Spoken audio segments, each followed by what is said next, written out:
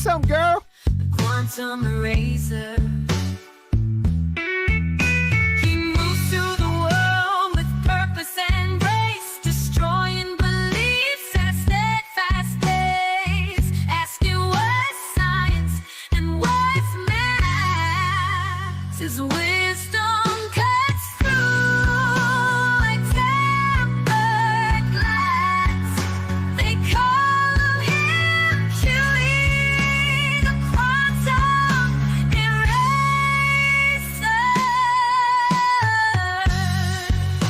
A master archer with bow in hand. His aim is true across the land, not just in science, but in every heart. He hits his mark with a steady heart. They call him Huey, the quantum eraser. It's all too easy for him when he takes the stage. With every word he states, they feel the rage. His presence alone rattles that cage. The crayon eating numpties are running out of time. They call him Huey, the quantum eraser.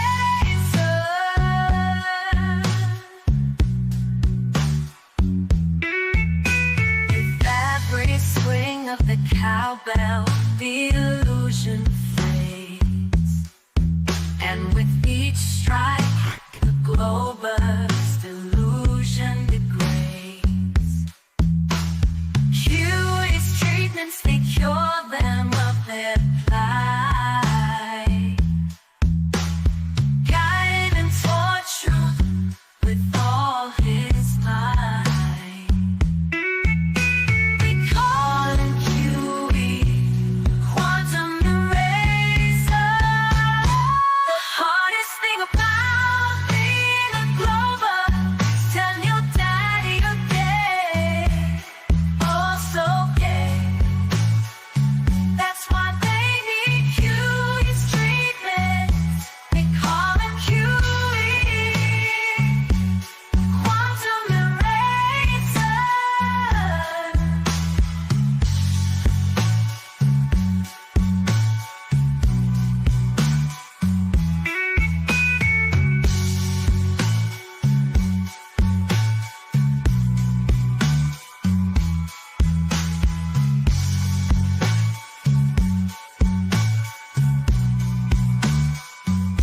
They call him Huey, the quantum eraser. That's a mighty fine picking and a grinning.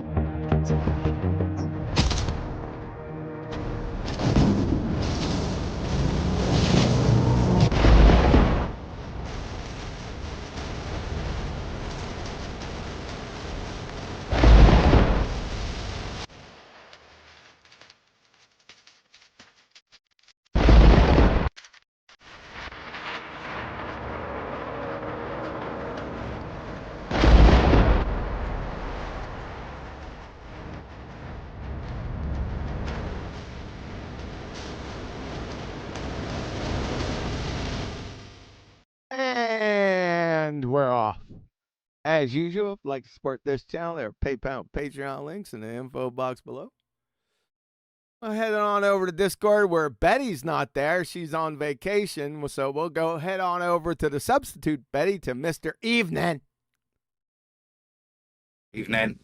That's Man, what I to thought. co-host the shit out of you. Yeah, we're on this, man. We're on it. There. Gorilla. Is that Bugger? Superchat. Superstar. That's a gorilla. That's a gorilla. That's a gorilla, yes. He's seeing the Ballbusters text chat. Flat Earth Travolta is kicking us off already with he said this show is brought to you by Flat Earth Travolta, the official sponsor of Chinook Suns 2024. Chinook Suns affirming the consequence since 2015. Nicely done. Thanks, Flat Earth Travolta. Yeah, you got it, man. There you go, Adam. Shout out to you, man. Well, I mean, to be fair, shout out to the message above from Tony, Sleeping Warrior. Really? If I get tickets, got no chance, mate. No chance of that, but you might. So if you can get them, Tony, I'll join you. But it was Tony's idea. Superchat. Superstar. He said that so flat. TVH said, big up Mr. Legend, number 2, Quantum Eraser. Number 2. Who's number 1? Clearly, it was a typo, right? Clearly. In for typos. All right. So we're about to kick things off here. What's up, Tony? He's out there. You know what? Tony shows up to like Professor Park's videos. He showed up on BALLBUSTERS too, but we didn't play the video. But I guess he's seen the ad, so he shows up again. What's going on, Tony? I haven't talked to you in a coon's age. What you doing out there in chat? Well, he can't say anything, so. All right. What do we got? You missed it pre-show. I nodded off, didn't I? I got Johnny'd to death, and I ran off. I realised everyone had ran off, so I ran off, and then I forgot the time. Oh, on Nathan's show. Yeah, I took off when Brian took off. I just couldn't take it anymore. After Nathan had ran off for his own show. Is the video still up? Is that room still open with just Johnny talking? Adam, your mic's going down the crapper. Again? Say a sentence. Gone again. Say a sentence. How now, brown cow? All right, that's not bad. Turn that fan off. Huh?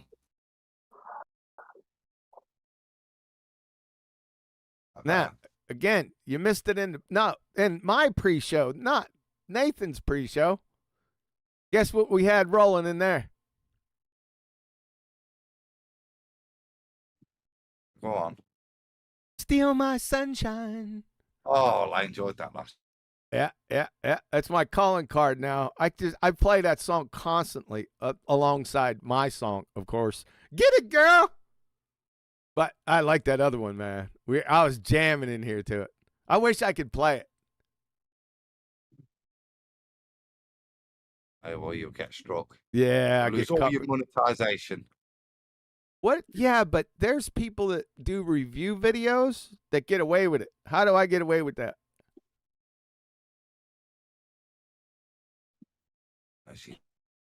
You'd have to stop the song if the lyrics were. Yeah, I don't know how I'd get away with it. Yeah, I'd probably have to ask one of them. Hey, just speak keep up. Low profile, QA. Get to that mic and speak up. Belly up to that mic. Give me a second. I'm going to check my settings. It worked fine this afternoon. Yeah, it's clipping. It sounds a little chirpy.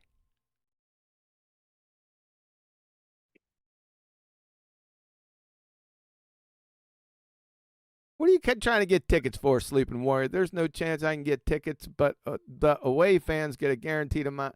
Who cares about your damn girly soccer? Is that what you're talking about? Speaking, we got Forrest Gump from Greenbow, Alabama. Give it to us, Adam.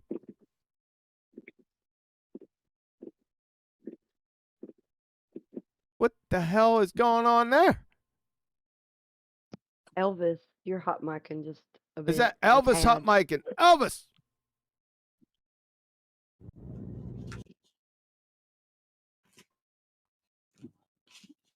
Hello. Oh, my bad. I had a call, and then after I hang up, it just unmuted me. Sorry about that. You need a damn story, son. Ban him. Good. Can you hear me now?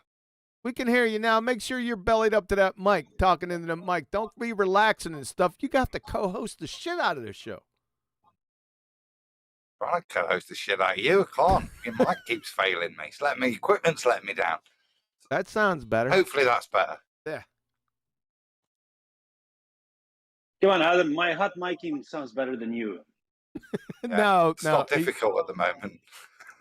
No, it sounds good now. You're all right. All right, let me stop screen sharing. Stop. Takes a lot of power to screen share, man. All right, what do we got? What do we got? We're going to get ready. Adam, you ready to get into this, man? It's been a long time since we reviewed this video. Before the summer, before holidays. Yeah, it was before. We'll get back into it. It might take a little refresh just to remind us how dumb they are, but yeah, sure. I thought we'd get into it. Something to do today. It's a beautiful day today here in Missouri. I'll tell you that much. For the past 2 days, temperatures just peachy. Right? Got the windows open, air conditioner off. Been shooting with my tennis elbow. Yeah, that's right. Man, that thing hurt yesterday. I couldn't do anything with that arm after I was done shooting. What a bummer. I was shooting good too, man. Old age group then. My lad's trying to get me to go. Come and kick the ball around the park as he does football training, trying to get himself fit. I said to him, if I do, I'll be out for 3 days. Oh, Right. yeah.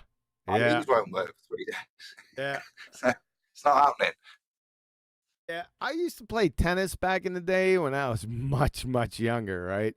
And my sister and my brothers, I just destroyed them. My sister was on a college tennis team.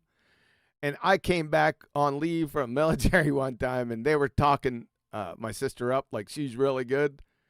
And I had played tennis in years. We went to the tennis courts, and I beat her 3 sets to none. She didn't score a single point. But anyway, my kids got a hold of that because they seen a tennis racket that was packed away, like the cobwebs all over it and stuff. And they seen the tennis racket, and they said, Dad, let's go play tennis. So there's tennis courts not too far away from the house. So we went over there, and we were just, hitting the ball back and forth. And then they started, it was 2 against 1. And it was just a lot of fun. That wasn't any competitive tennis or anything like that.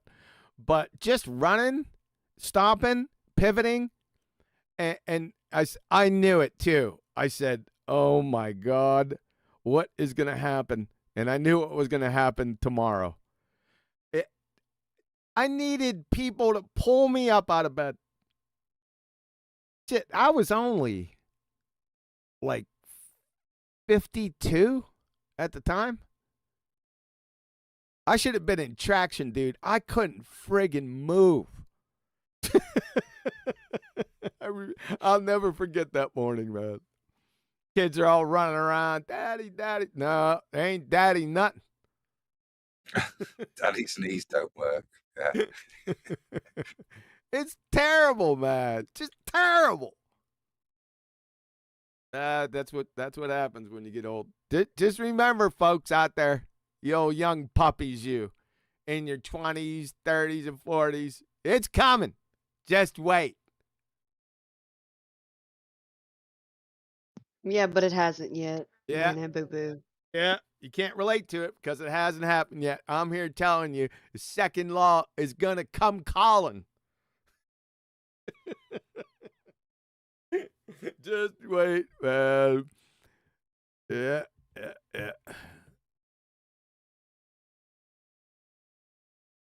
Damn, you guys are friggin' down, man. It's a beautiful summer day. Of course, officially, since Labor Day just happened, summer's officially over, but it really isn't, right?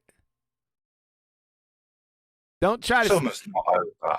Don't try to steal my sunshine. Yeah, here in Alabama, we have summer for quite a while. Here in Missouri, we have summer for quite a while. It's cool now, but it's trying to break through, but it's not going to. It's going to get hot again, and then get cooler and cooler, and then get hot again, and then finally the coolness is going to take over. That's my time. That's when I shine. So no one's going to steal that sunshine. Tell you Here that in the much. UK, Huh? here in the UK, we're actually still waiting for summer to start. I'm sure it won't be long.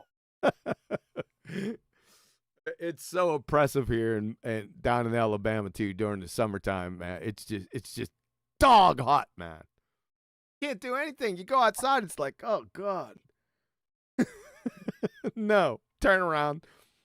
Sometimes I don't even go out the front door. I just look outside. I can see it. It's like a haze, right?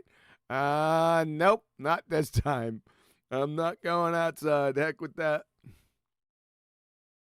Sometimes I got to.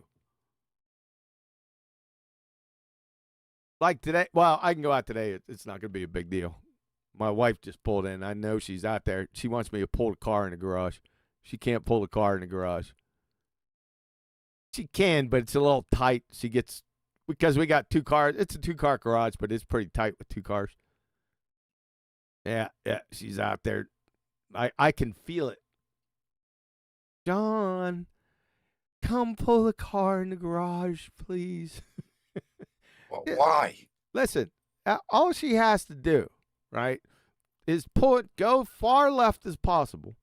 As long as you ain't hitting the mirror. In the driver's side mirror, just go as far left as possible and you're good. If you go as far left as possible and you hit something on the right, then you were just never meant to go in the garage.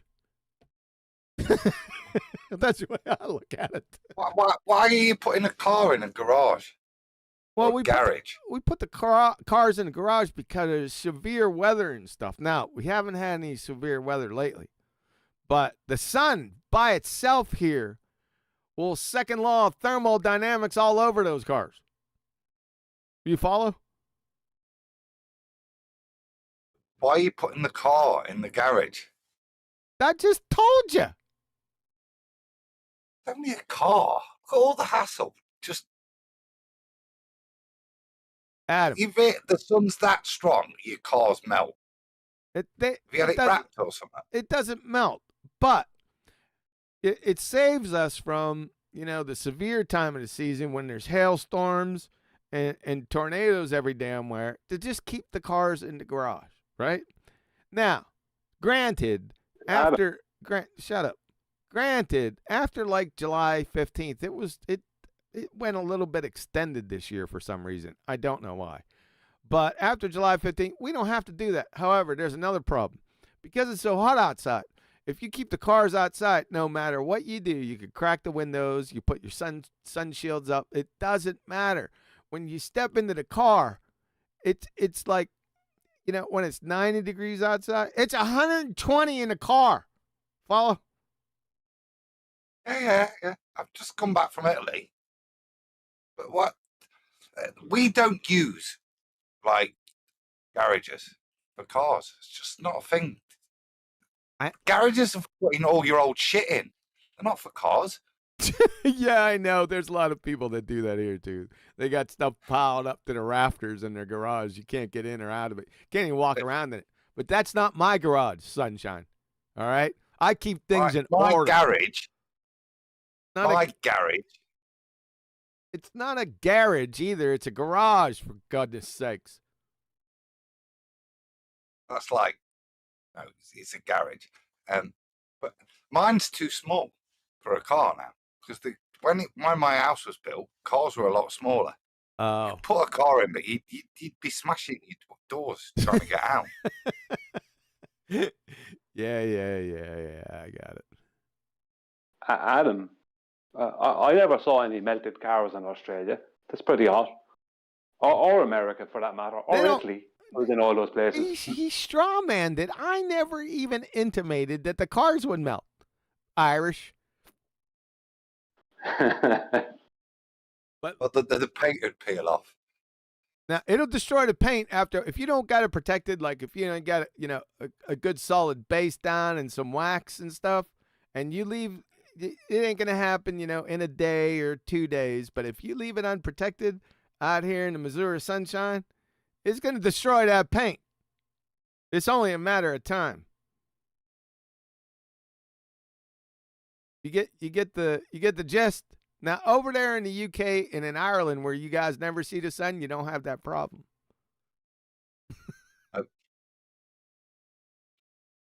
No, we only deal with dampness and rust. Yes. Yeah. We don't have to deal with that because the ocean is so far away. That's the Gulf from me, is so far away. I can remember driving down there too. I know we're going off, folks, but just humor us. Because you never know what you're going to get on the show. I can remember driving down. We went to Florida, for God's sake. The Disney World. I think it's Disney World there. We've been in Disneyland. I think that's in California. We've been to both. I think it's Disney World in Florida. However, we got to Nashville or to Memphis. Can't remember which one it was. And I'm going to tell you what you can do. You get to Nashville or Memphis, whichever one that is. And if you have a bike, all you have to do is hit your pedal once and you're going downhill. I'm telling you. Downhill, you better have some brakes. You don't have to pedal for the next 8 hours. Because it's all, now, it's not steep. Some places are steep, but if you average it out, it's not that steep, but it's just a gradual downhill. Now, it's not that bad. Like I said, if you had a bike, you wouldn't have to pedal. But what really irritated me was coming back. Coming back home, we went to Florida, and then we cruised the coast, went through Greenbow, Alabama. Went through Alabama, Mississippi, Mississippi. Went. You said Alabama? Yeah, went through. Yeah, on the coast down there. You know, really cool. They got that bridge, the really big bridge over the peninsula there. What's that called? You guys know? I don't know, but the Alabama it's right near Panama City, Florida. Yeah. Yep. So, yeah, but that's not part of my story. So we go through there. We go all the way. We get in big old thunderstorms. We get to New Orleans, finally. And we're going over Lake Pontchartrain. Again, I've been on Lake Pontchartrain so many times in my life. It's uncanny. But anyway, you start going uphill after you get past Lake Pontchartrain and everything. You start going uphill. And it is uphill. The same way you came down, right? It for like 4 or 5 hours. Just up. It's just a gradual, summer steep, like I said, and then but you're going uphill. I started getting aggravated because there wasn't too much change in elevation. It was just a slow, steady thing. I'll tell you what, I'd need electric shock therapy after that was over. That's the end of my story. Gulf Shores. What's up, bugger? Gulf Shores? No, there's a bridge down there. What? I can see it. I'm sorry, I don't remember. It goes over a big part, a lot of oil factories and stuff there. I'm going to have to pull up a map. Is it the Alabama Bridge? Shut up, you friggin' UK knuckle dragger. It's not the Alabama Bridge. That's what I was going to say. Let's see Google Maps, man. Let's see what's up with that. It's right on the tip of my tongue, but I can't remember it. Google Maps. You guys ain't seeing it. Just relax out there. Greenville, Alabama. Alabama. There's Flotsy and Booger. Okay. It's got, yeah, she was Gulf Shores. Yeah. Where's that darn bridge at? I don't see it. Alabama Bridge. Shut up. It's not the Alabama Bridge. It's by Mobile. Keep trying. It's by Mobile and Bio-La-Battery. I remember that. What is that bridge? Is it the Mobile Bridge? Alabama Bridge. Okay, it's the Mobile Bay. What's the name of the bridge? Shut up. The Mobile Bay, Alabama Bridge. It is. Yeah, they had oyster houses and fish. Yeah, I remember all that too. I see it. I see the bridge, but it doesn't have a name on it. Hold on. There's nothing there, folks. Let's Flatsy. go with Alabama Bridge. Let's just roll with Alabama Bridge. Flatsy, Yes. get on your scooter, you and Bugger, and head on down there and figure out what that bridge's name is. Is it the one that goes to Dauphin Island? No. It's the one that goes over Mobile Bay. Is that I-10? I-10. I think we were on I-10. Yeah, whatever. And it was really, there's another name there. Is it Jubilee Parkway? The Polecat Bay. I remember it being off color too. There must have been, yeah, because there was a lot of rain and stuff. It's the Polecat Bay Bridge. No, it's not Polecat Bay. This is a lot of brackish water in here too, man. I like saying, Jubilee Park. Jubilee Parkway. Oh God, I like saying brackish. I think it's a cool word. Okay, it's I-10. There's definitely I-10. Yeah, Jubilee Parkway. That's what you get for trying to help them, Flatsy. Shout it out. That's what we get. Yeah. Just the Jubilee Parkway Bridge. Yeah. But anyway, the point was, it's all, I'm so far away. If it'd be a tidal wave that would come from the Gulf and hit where I am, let me tell you something. The world's in a world of hurt to get up that elevation, man. I'm telling you. It's a long way, too. But there you go. That's my story, and I'm sticking to it. Let's get the people see. That's where I was right here, folks. Over at Flatsy's Jubilee Bridge or whatever the hell it is. This one up here. So Gullard Island, yeah. It's up here. Yeah, the USS Alabama's there. That's right. I remember seeing that. See? Let me back up. USS Alabama. Battleship Memorial Park. Yep, I remember seeing that. We were going I-10. See? I-10. See this, folks? 10. Get it? There's a bridge right here. Might be even longer than that. And that's what I was trying to get on to. I remember all these fish restaurants, oyster bars and stuff down here. So you got Mobile Bay, and you got Chakalaka Chewy Bay, and you got Polecat Bay. And like I said, this was off-colored a little bit when we were down there. There was a lot of thunderstorms, a lot of rain, and it gets off-colored. I just wonder why this is off-colored like this. That's what it reminded me of, but you get the picture. Then we went. Then we went. Shut up. Then we went all the way. Stop putting the pictures up there. Then all the way Biloxi, Gulfport, Slidell, Louisiana. That name strikes a chord. It's somebody famous is. Oh, Mel Blount is from Slidell, Louisiana.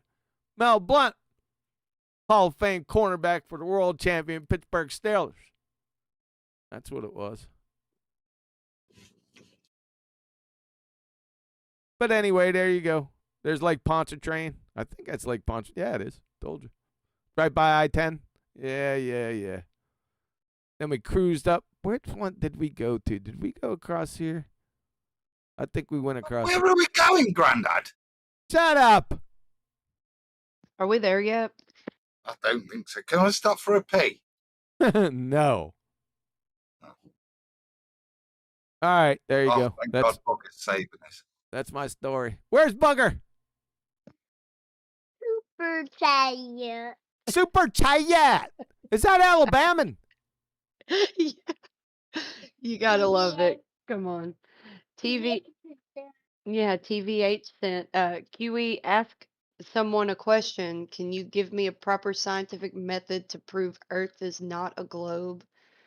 Someone said we have water in teacup. Top of water is slightly curved at 0.0001. QE said that is size of your brain. Yeah, nice That one. was a mouthful. Yeah, it was. That was long super. Thank you, T. Appreciate that. So QE asked someone a question. Who should I ask? Should I ask I'll ask Adam. Mr. Evening.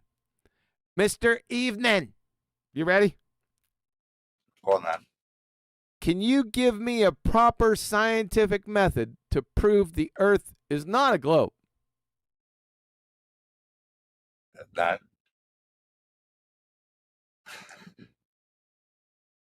The shape of something is not a question for science, is it?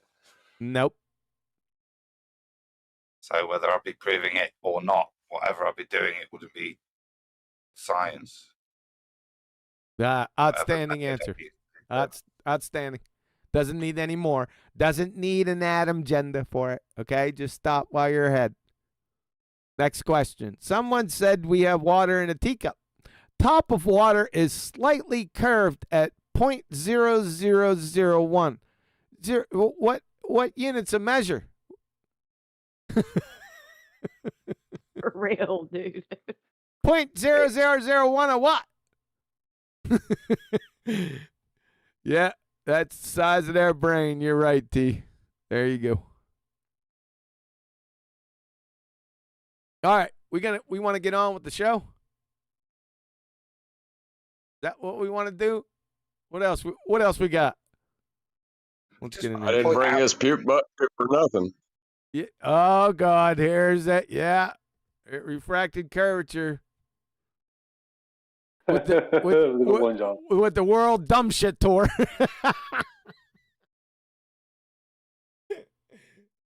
That cracked me The up. 99 cents World Dumb Shit Tour. That didn't crack you up yesterday when he said that. Yeah, because it was so honest. It was right on time too. It took me by surprise. That was with ThunderfLAt clown. We should do that video again. Is what we should have done. To do it right, not the way Nathan did it. Right? Was that blaming me for doing everything and causing all the problems in his life, and then Yeah. saying that I'm white knighting for ThunderfLAt? Yeah.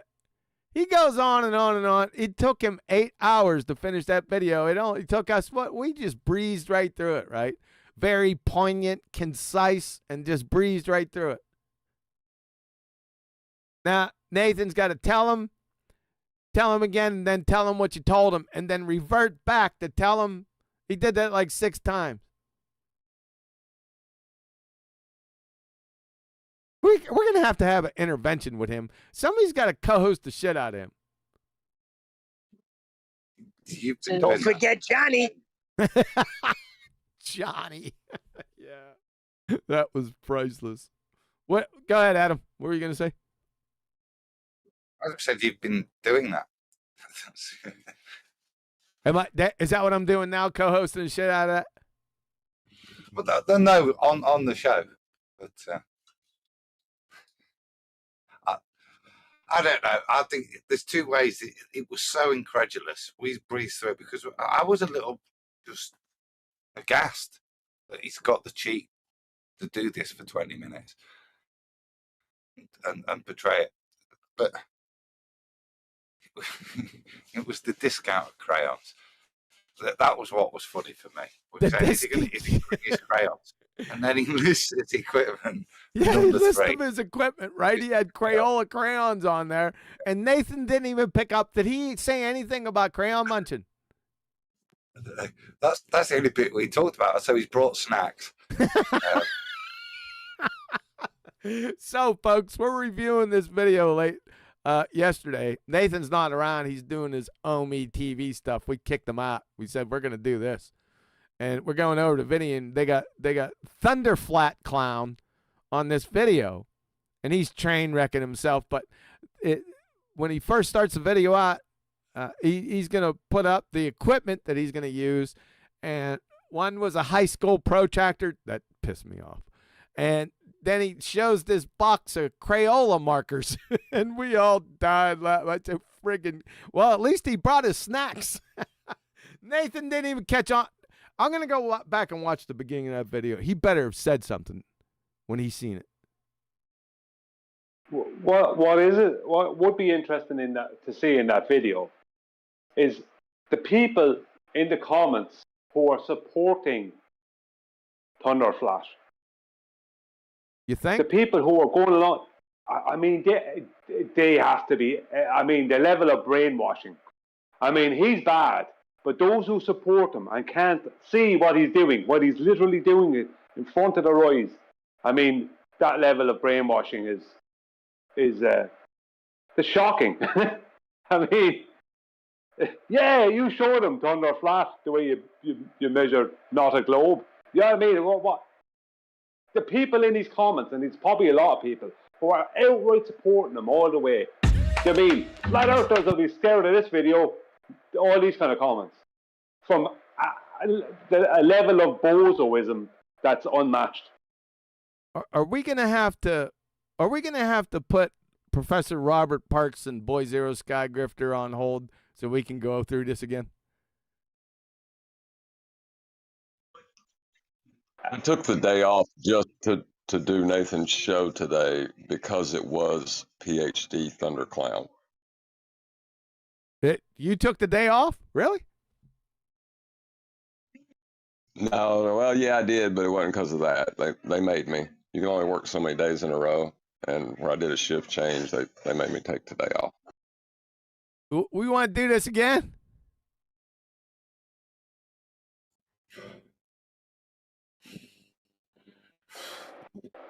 No. No? No. All right, let me just show. Get back to the park. Okay, let me just show. Let me find out where he shows the equipment that he used. There it is. Hold on a second. Let me put this over. So, oh, I'm not sharing. Let me go ahead and share this down in so you guys can see it. There it is. There we go. We won't go through it. We'll just go through parts that I want to. All right. Let's put this out on YouTube. This is ThunderfLAt Clown. This Right idiot. there. This idiot has a PhD. I don't know in something. I know what it's not in hair conditioners. That's I can definitely tell you that much. Making flat earthers cry. Measuring the size of Earth for less than $100. So what he does is he puts down the equipment that he used for his little $100 nonsense. Here it comes. Let's put it on mute. There they are right there, folks. Oh, he took it away. Oh, no, there it is. Yep, so Crayola, unclean washable markers. At least he brought his snacks. But that's what we were referring to. It kind of looks like my psychology professor. Really? Yeah, kind of. Not well, he didn't have long hair, but he always wore these Converse that had like flames on them, like they were flaming Converse, and then his suit, I don't know, but he kind of looks like him in the face. It might be him. He's as dumb as a bag of hammers, folks. This guy measures a globetard using all flat earth measurements, and he thinks he's overcome something. And he also, when he got done with his $100 pieces of equipment, he was 25% off of the value that it was supposed to be. But he wasn't put off by that. Hey, he's not that dumb, because look at the first thing that he gets and that he spends his money on, though. What? He knows that you need a flat baseline to measure an angle. So a spirit level, right? Just go through it. Just go through it. Just do it. He's not going to let it go at him. He wants to go through it. Just do it. Start at the start. Come on. Start at the start and go through it. maybe just for a little bit. Okay? Adam, That's okay, because I've got a sandwich coming in a minute, so that's fine. what kind of sandwich you got coming? I think bacon, egg, tomato, cheese, lettuce. Now that's a Mayonnaise. sandwich. That's the expectation. What type of bread? Cheap white bread. Sometimes that's not that you're gonna toast it. No. No, but then if you got tomato on it, it's cheap white bread. Then all the juices are gonna soak into the bread, and the sandwich will fall apart. Don't put the tomato next to the bread. That doesn't matter. It's still gonna leak out. Only into my mouth. All right, we're gonna go through a couple minutes of this video because we just got to. Thanks, Brian. So, ThunderfLAt clown. His name's Thunderfoot. He's got a PhD in something, some kind of stupid shit. But we've renamed him ThunderfLAt clown. And he says, making flat earthers cry, cry laughing. Measuring the size of Earth for less than $1. I don't get it. Anyway, we're going to go through it. Let me make sure the sound's good. 2.0. That should be good. All right, here we go. This spinning rock and Spinning rock? There ain't no spinning rocks here. What the hell's spinning? I don't see anything spinning. I've never yet measured how big it is. But I don't want to spend a lot of money or time. So let's see if I can do it. Yeah, look at this, Adam. You can relate to this. Only suckers pay for a shower on vacation. No. That's the difference. I shower at least once a day. Yeah. Do you? At least, yeah. Like in Italy, twice. But I don't want to spend a lot of. I'm not saying be a smelly tramp on holiday. I'm not advocating stinking. I'm advocating not using chemicals on your skin. All right, fair He's enough. saying, I'm a dirty greaser. Of money or time. Can I say So something, let's see. Adam? Yeah, go ahead, say something. Yeah.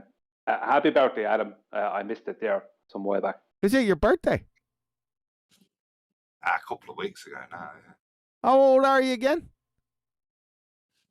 A sprightly 51. 50. You're a young pup. I'm just a baby. Yeah. Let's see if I can do it in, say, less than a day and for less than $100 to measure the size of the Earth. Something that might make all of the flat earthers cry that you can do it so easily Cry laughing. We're going to start here in a few seconds. and so cheaply. Can it be done? You cheap bastard. Well, let's see. Imagine you're on vacation in America That looks like I'm on vacation in America right here. Clown. and you can visit 2 points north-south like that. And you can also measure a point at infinity, like, say, for instance, the pole star. What? The pole star's On that. not at infinity. But more importantly, as you said, how do you measure to infinity? Yeah, you don't measure. Infinity doesn't exist in reality or mathematics. And the pole star has a definite distance. It's 433 light years according to the knuckle draggers. But of course they changed that like 5 or 6 years ago from another bogus measurement. Calculation. Conjuring that they made. So what the hell is he talking about infinity? Yeah, right. We're laughing now. And imagine you've That's what this whole video is. A lot of imagining from a moron. done that at your Is he two using an angular size there? I Because he has that globe in his hand held at a distance away from his eyes, and that is a distance away from the cardboard that he's using to depict these parallel light rays. That's an angular size change he has going on there. That doesn't work on that globe he has in his hand, according to their maths. What's the scale right here? What's he got going on here? I can't see it right. He ain't gonna. Here, I'll make it bigger. See the scale? 98. Oh, I guess these are degrees, right? But what is this? Yes. What is this supposed to represent, though? What are you going to do on here? The flat plane, they're going to have all their angles on in the center of it. Are they going to get their latitudes? That's where it's depicting the latitudes at. Yeah. This is a justification part. So we're going to ignore the fact that we get our angles off of a flat plane, and that's what they're commensurate to. Because this is a hijacking of celestial navigation. But he's just going to set up here, look, the false premise that when you get an angle to a star, you are generating parallel lines on a ball. Yep. Which fundamentally means that those parallel lines aren't pointing to the same position. They're exactly the distance you're trying to calculate apart. And they're nonsensical resolution. But this is how they have to resolve it on a ball.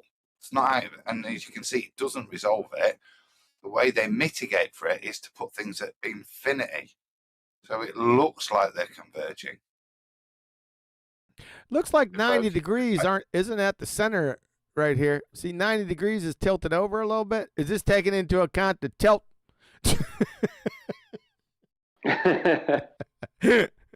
Let's continue.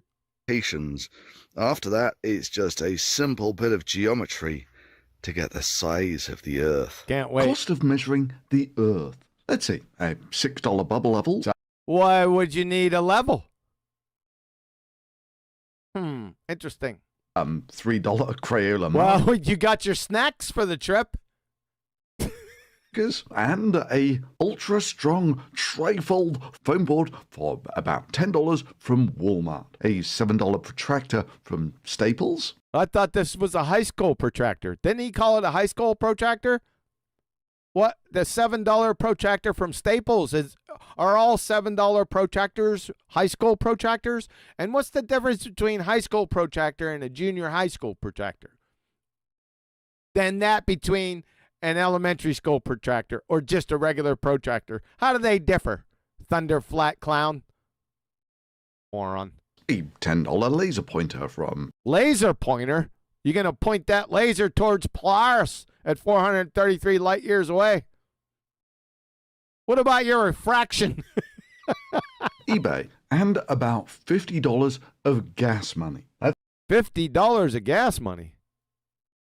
What do you got? What are you pedaling a scooter? It's going to be more than $50 traveling from Laramie, Wyoming down to friggin' southern Colorado. Tell you that much. That's not a speculative list. Say again? Maybe he has a hybrid. He could. Maybe he is a hybrid. That's exactly what I used. Some $85. That's not $50. Do you even math, bruh?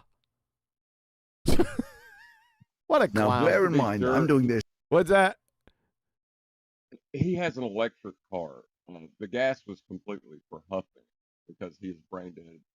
Why is everybody Mike's a train wreck on my show? Why is that? Mine's not. Yours ain't. John's is. Adam's is. Neil's most certainly is. Shut up. This for the first time, and when you're doing things for the first time, doesn't always quite go as planned. By which I mean on the day and night I was going to make the first measurement, a giant thunderstorm rolled in. Amazing! How shocking! Yeah, there's a thunderstorm in Laramie, Wyoming. So do you think this is going to put a crimp on my measurements? Good. So we have our laser spot just there. Where's the laser spot? Right there? All right. So you got a laser spot on a boulder, okay? And if we zoom out to our Earth, we're going to be on the equator. Huh? So if we take our line of sight on the equator... What the hell is this moron doing? About there. Do you think you're on the equator right here? What's this boulder supposed to represent? Is that Polaris? Yeah. Is that what it is, Adam? Yeah. An infinite point. Oh, that's the infinite point. I got you. Perfect. The temperate zone out there somewhere. That should be more or less perfect. So he's putting another pencil on his sphere tart. Well, this isn't a sphere tart. This is a circle, and he's pointing it where? Where's the laser pointer at? Who knows? Perfect. There he is. There it is, right there. I see it. Okay, so this pencil's pointing towards that one, and the other pencil's pointing towards that too, but they're parallel? You sure about that? Define parallax. Did he close one eye? Still there. And if we come up to the North Pole, Where's the North Pole at here? which is going to be about there somewhere. Where somewhere? Where's the North Pole at? What the hell are you talking about? To focus on the spot. On that, oh, that was that spot back there. Is going to be about there somewhere. Can't get it. It's unfocused, folks. Sorry about that. Focus on the There it is. Where's the North Pole? Is he saying that the North Pole is the corner of the paper? What the hell is he on about? Hey, he's a moron. We'll continue. spot. Yeah, line up there. So what you'll find. That's what he's doing. So this is the North Pole, and this is Polaris. Where's your helmet? Well, he Brian, shouldn't he have a helmet on? does. Yeah. Why exactly did he have to travel for this? That's a good question, Flatsy. That was the question I was asking myself yesterday, Flatty. Is like, why did he need to drive hundreds of miles to do this when he could have just done it on a piece of paper at home? Right, at home. And he could have did it in his mother's basement. No, because he has no stones in his ear. He's got no stones. You need something at infinity, which I know the Rock isn't, but the point they're pointing to it is supposedly. And he's now going to demonstrate that as he's moved across the surface of this ball, as he looks at this point, all the points will be parallel. Now, when he pans back, he might do in a minute, but I would ask you, he's lined those pencils up live, look. Yep. They parallel those pencils. Yep. Where is Atlantic Ocean on the paper? Don't worry about that, Sasha. Don't get off the beaten path, for crying out loud. We're at the North Pole, for God's sake. No, because every time, what the fuck has that drawing to do with the Earth? Somebody's presenting some kind of drawing and comparing with the Earth. It's just his way. I'm sure it's all in God's plan. Yeah, but that's why I'm asking, where is that? Because if it's that presentation of the Earth, it must be Atlantic Ocean somewhere there. Is when you're looking at a distant point. This isn't a sphere. This is on the hood of your car with a half a circle on it. Not even half, a quarter circle on it. What the hell are you talking about? At least relative to the size of the sphere that you've got. That's not a sphere. Do you think this is a sphere? Do you? Geometry, brah. What a clown. I guess that's why your name's ThunderfLAt, clown. Lines are parallel. Okay, so those lines are I didn't see any lines. I seen pencils. I saw a poll trick that didn't even prove the point it was demonstrating. No, they're not parallel. Look at them. But it's just a parlor trick to subterfuge you away from the fact. Because what are these? These are tangents that they're equivalent to also. They're going to be the opposite line to the tangent. What he's describing here.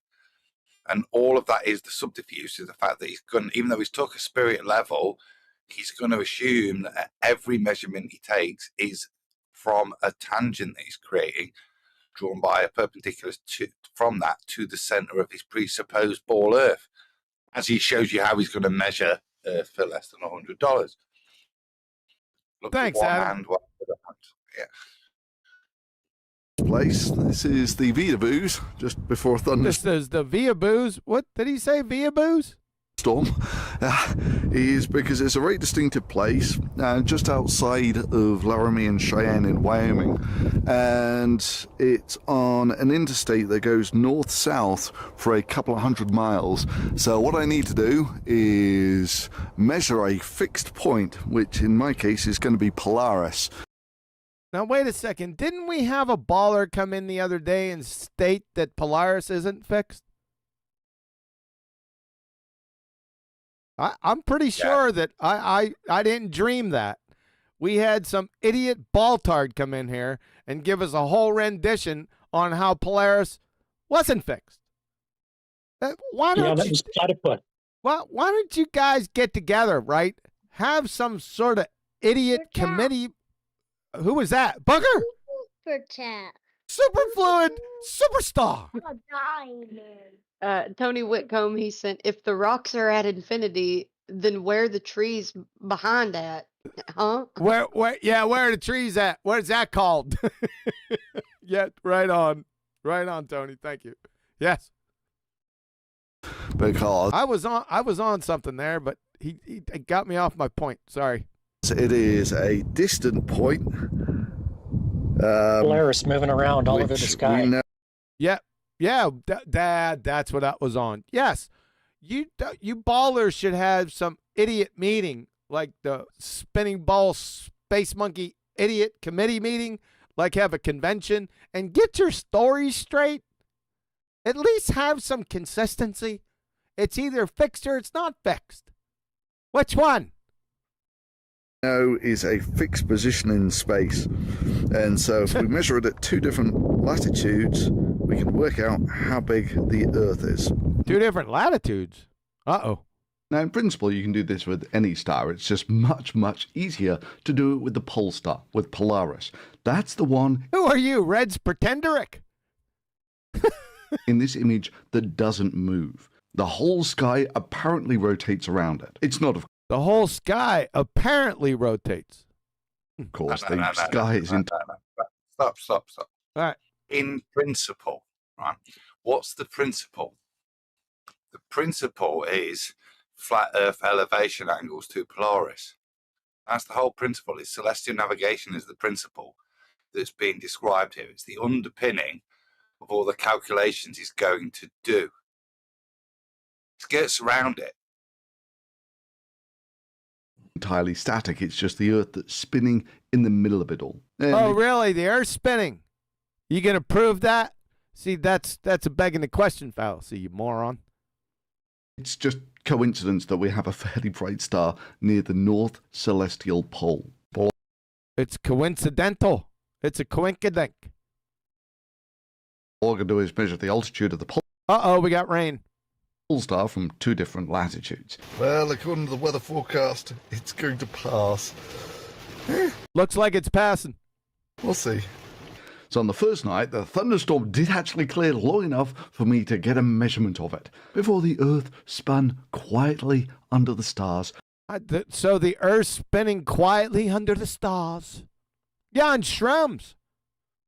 For the rest of the evening. And like I say, I chose a landmark that would Bandawoos. That's a pretty cool name. I like that name. be in both of these shots. So that's the Vidaboos there. Beadaboos.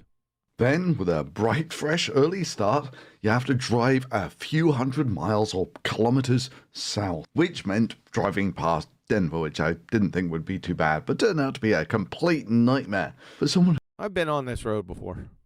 I remember all those bridges and stuff. Yep. That's real close to Denver. who is used to driving around on empty roads. So, several Yeah, for an empty brain. hours of driving later, you eventually arrive at the Great Sand Dunes in Colorado. I've never been there before. I've been all over Colorado, but not the Great Sand Dunes. They come to the Great Sand Dunes. Oh, that's pretty damn cool, man. Oh. That's what I said, booger. Superstar. Tony Whitcomb, he said, I'm trying to do a roll-up fag, and I'm giggling that that much. It looks like the straw man from Wizard of Oz. Okay. Yeah, looks like the straw man from the wood. Yeah. Tony's at a higher level. Thanks, Tony. Doesn't this look cool? Wonder why my wife never took me here. Honey! We'll talk about that later. This is really cool, man. The foothills, the Sangre de Cristos. And because nothing is ever easy, I'm now here. What the hell are you slobbering about? I didn't even understand where you said. In the great sand dunes in. The Great Sand Dunes. Looks like why you need this?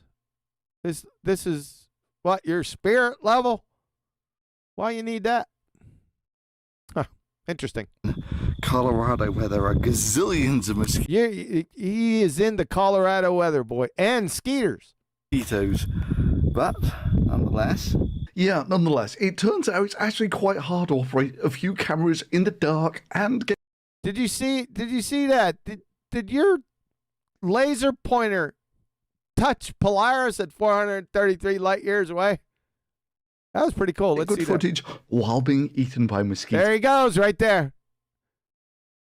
Damn, that looks like it's touching it. What is that? A super duper Globe-Tardia Q36 explosive space modulator laser. So I don't actually have any good footage of how I did the measurements here, apart from the time lapse where you can see me pointing the laser. What about refraction? What happened there? At the stars. So this was at the Great Sand Dunes, which, yeah, I assure you are there, but they're kind of a little low in this picture. So how do I actually make these measurements? Well, a week or so later, I did actually get some nice video footage of how I did these measurements. So that's my spirit level. That looks level to me. All right. So we're going to go from level. You can see it's quite level. Now, usually spirit levels, when you put them level, are usually quite level. What I'm going to do is I'm going to come out the wide. So you got your snacks in here. The crayons that you're going to munch. So that you can see how the hell I did these measurements. What's that? But that's a big pencil case. Yeah. A lot of crayons. Yeah. You get your piece of paper. All right. So we got our foam board and a level. Okay. So it's now going to be level. So what you would do is you get your laser pointer. You get your. Oh, shit. You get your what? Are you pointing this at Polaris? And then you got your level right here? Welcome to Flat Earth. You just snatched your own dumbass wig off. Right now. You're finished. Elevation, right? Elevation. That's an elevation angle, yes. You need a horizontal plane to acquire it. That's why you're doing this little charade. You're too stupid to realize you just proven Flat Earth right here. And once you've got it right, you would get your marker pen and you just draw down both sides. Yeah, if you haven't ate them by then, yes, you would get your marker. Sides of the laser pointer, and then you measure it up the next day. And in practice, it looks like this, with the star I'm pointing it at being Alderon. Oh, brother. Sorry, the star I'm pointing it at is Polaris, the pole star. He's actually lining it up by not looking along the laser side. Yes. I mean, fundamentally, what he's trying to do here is do a cheap sextant. But the way in which he takes his elevation angle is just by like standing over the sextant and saying, yeah, that's roughly pointing at this. Yeah. Yes. What is he doing? He doesn't know. But even as some kind of like, junkyard equivalent, it's retarded. Yes. I just hold there and hold my pen, and then I get my crayons out and I colour each side of the laser pen. Yes. My crayons out and I colour either side. And very empirically, I colour them. Empirically. Crayons back. Yeah. This is empirical. Which is super easy to find once you can see the stars of the Big Dipper. And you just take the bottom two stars of the Big Dipper. You point it right at... Is there a laser point? Does the Big Dipper have a laser pointer too? And they always point towards the pole star. Which... Well, how you ferret that out? I mean, there's a lot of stars up in here along this line. How you ferret out which one's the pole star? Is it the brightest one? If you can see it, will always be due north. Okay, welcome to the back of my rental car. This looks really good. You got some crayon marks. What's this? Is that your high school protractor? Funny thing, you see this baseline of this protractor? This is going to become very important here. He graduated from munching on crayons to markers. The markers, I don't know. Some of the Globetards said that they taste better, Where especially the green ones. I occasionally sleep, and also a laboratory for measuring the size Do you think this is a laboratory? Unbelievable. of the Earth. Right. More like a laboratory. So previously we had our laser pointer, and we were pointing it at the pole star, and this was laying flat. Laying flat. Uh-oh. This was made level by a spirit level. So you got flat and level. This guy, I'll tell you what. Did he go drive hundreds of miles and sleep out in the wilderness? Yes. To do what he could have just done on a piece of paper? Yes. Wow. This is the gonna, dedication. yeah, Go on, sorry. the dedication. You're right. This is going to convince his dumbass subscribers. And are these leading to the sphere at the end? Because still I don't know now what is going on. Yeah, let's take a look at some of the comments. People on Polaris must be super pissed with all those lasers pointing into their homes. That's what I was thinking. Imagine walking through the forest and you stumble on ThunderfLAt clown, trying to measure the size of the Earth. Yeah, I'd call the police. If the Earth was flat, there would be no small objects left on it. Cats would have... Oh, my God. The next one isn't what? It's funny how flat earthers talk about naked eye observations when the naked eye observations literally disprove the flat earth. How so? 654 likes.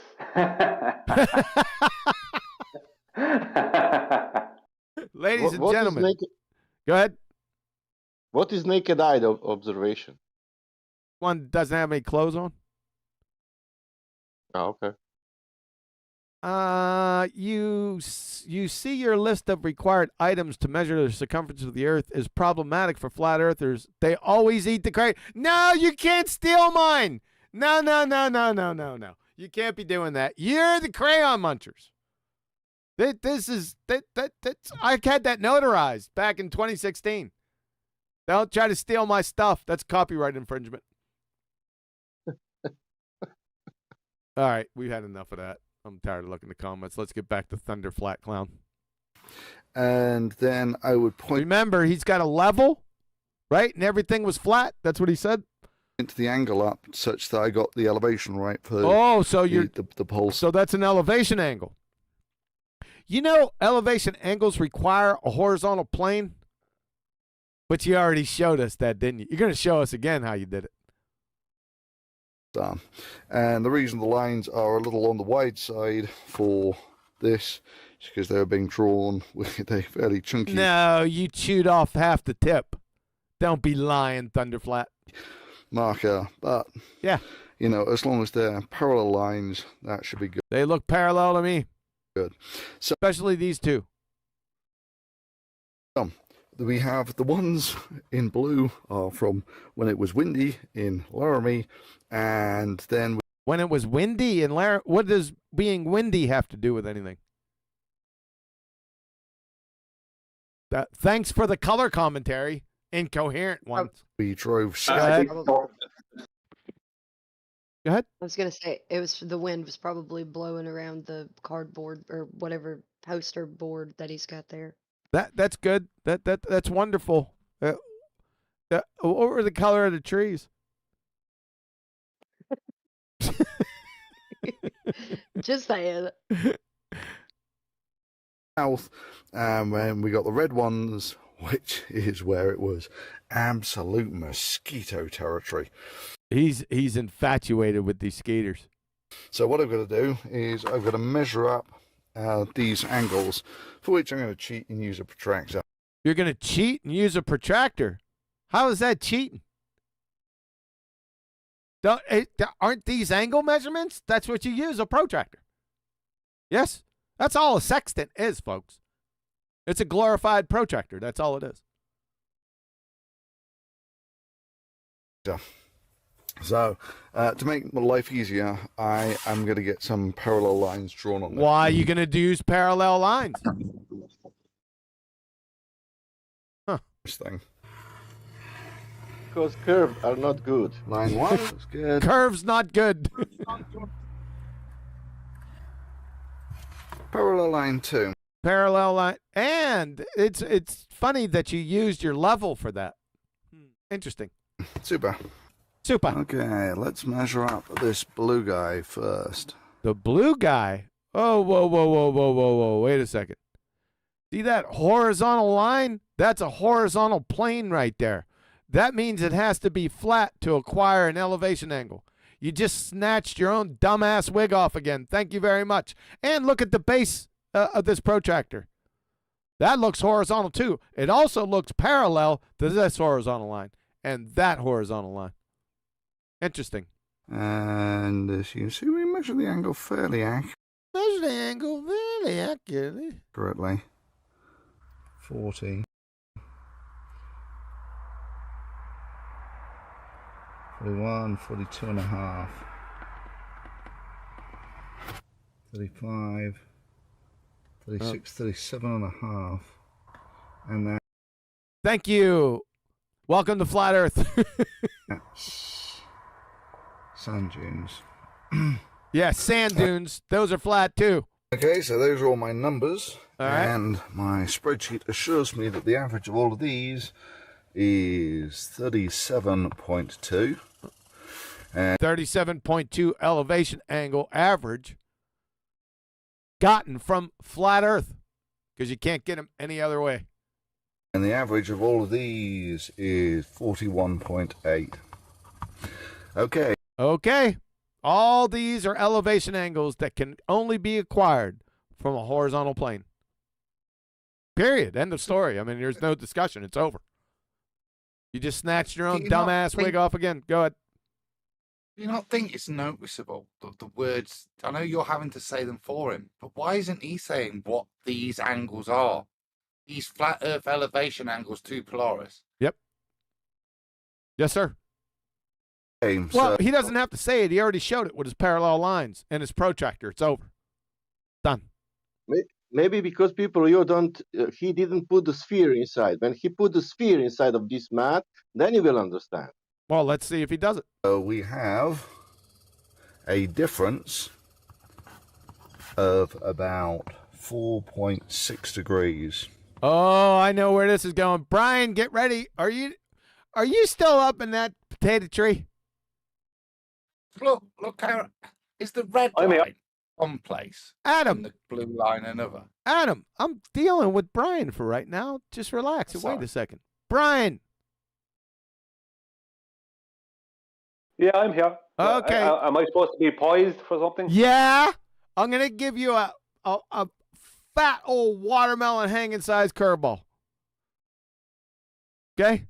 And I want you to Okay, I'm ready. I want you to pull a Babe Ruth on this sumbitch. Yep. Now we need to know the distance that corresponds to going How do we know the distance? Going how far? 4.6 degrees. That's not a distance. It's 4.6 degrees. Where do we get the distance from? Around the Earth. Okay, so we're going to work in...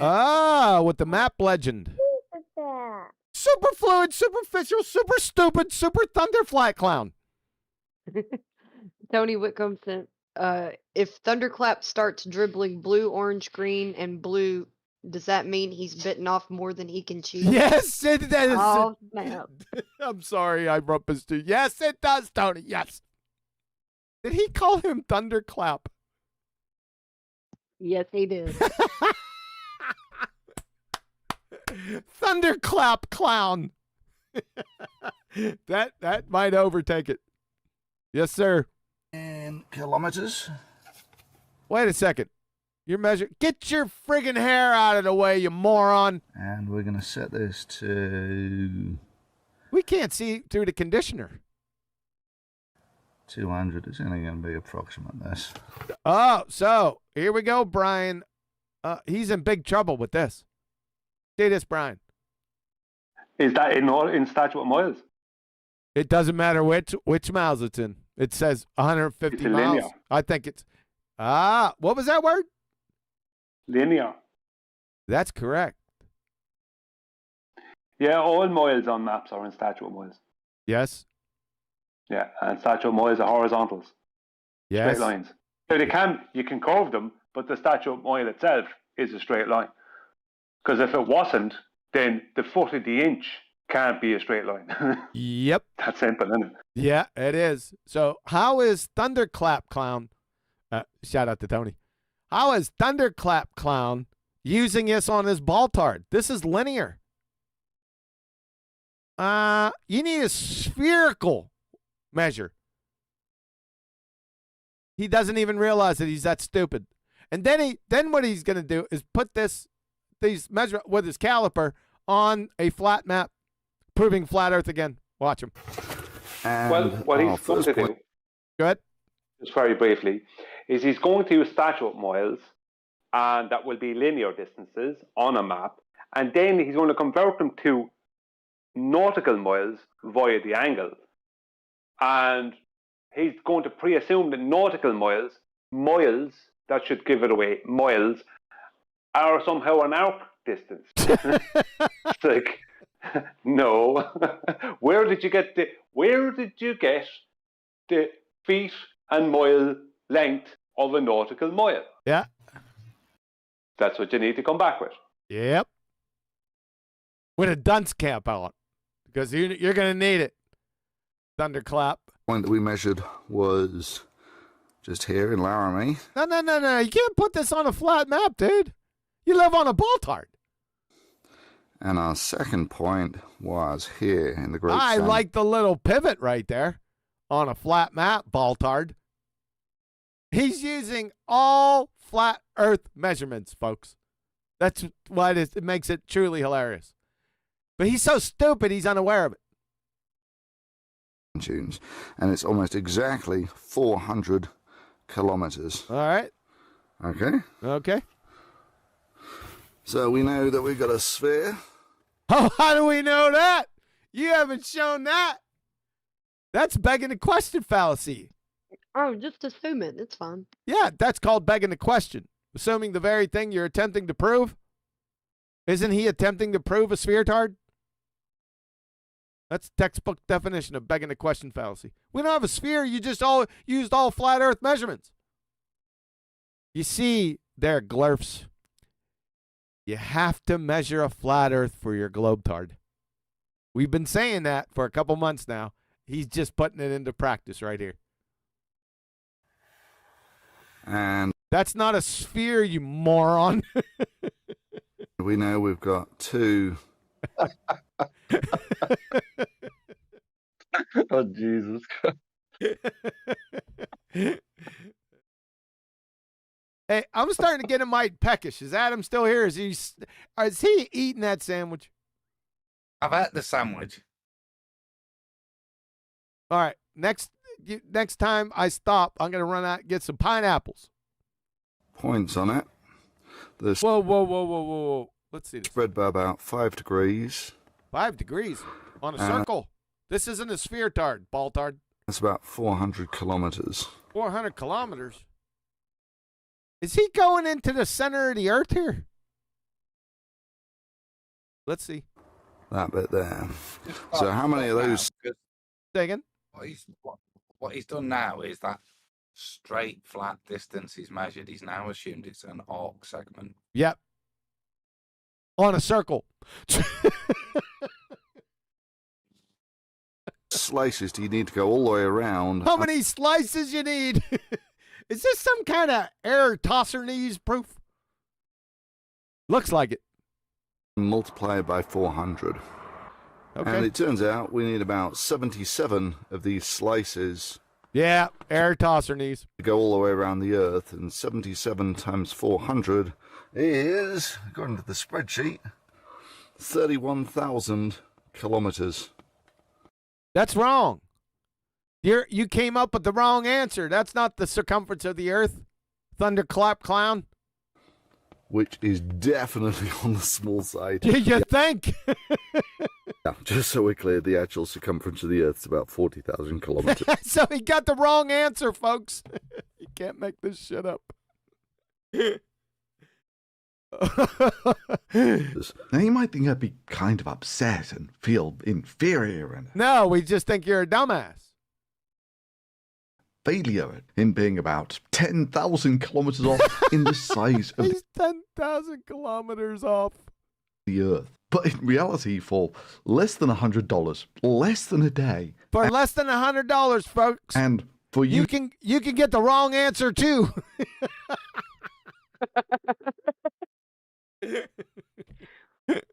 Hey, what a clown. Thunderclap clown. a high school protractor. How's this a high school protractor? What type of protractor did he use in kindergarten? Kindergarten protractor? Technically, just so people know, if you were to actually go off of his maths, he's just come up with a circle that has internal angles of 281.47 degrees. Is that what he just did? Yeah, he debunked the circle.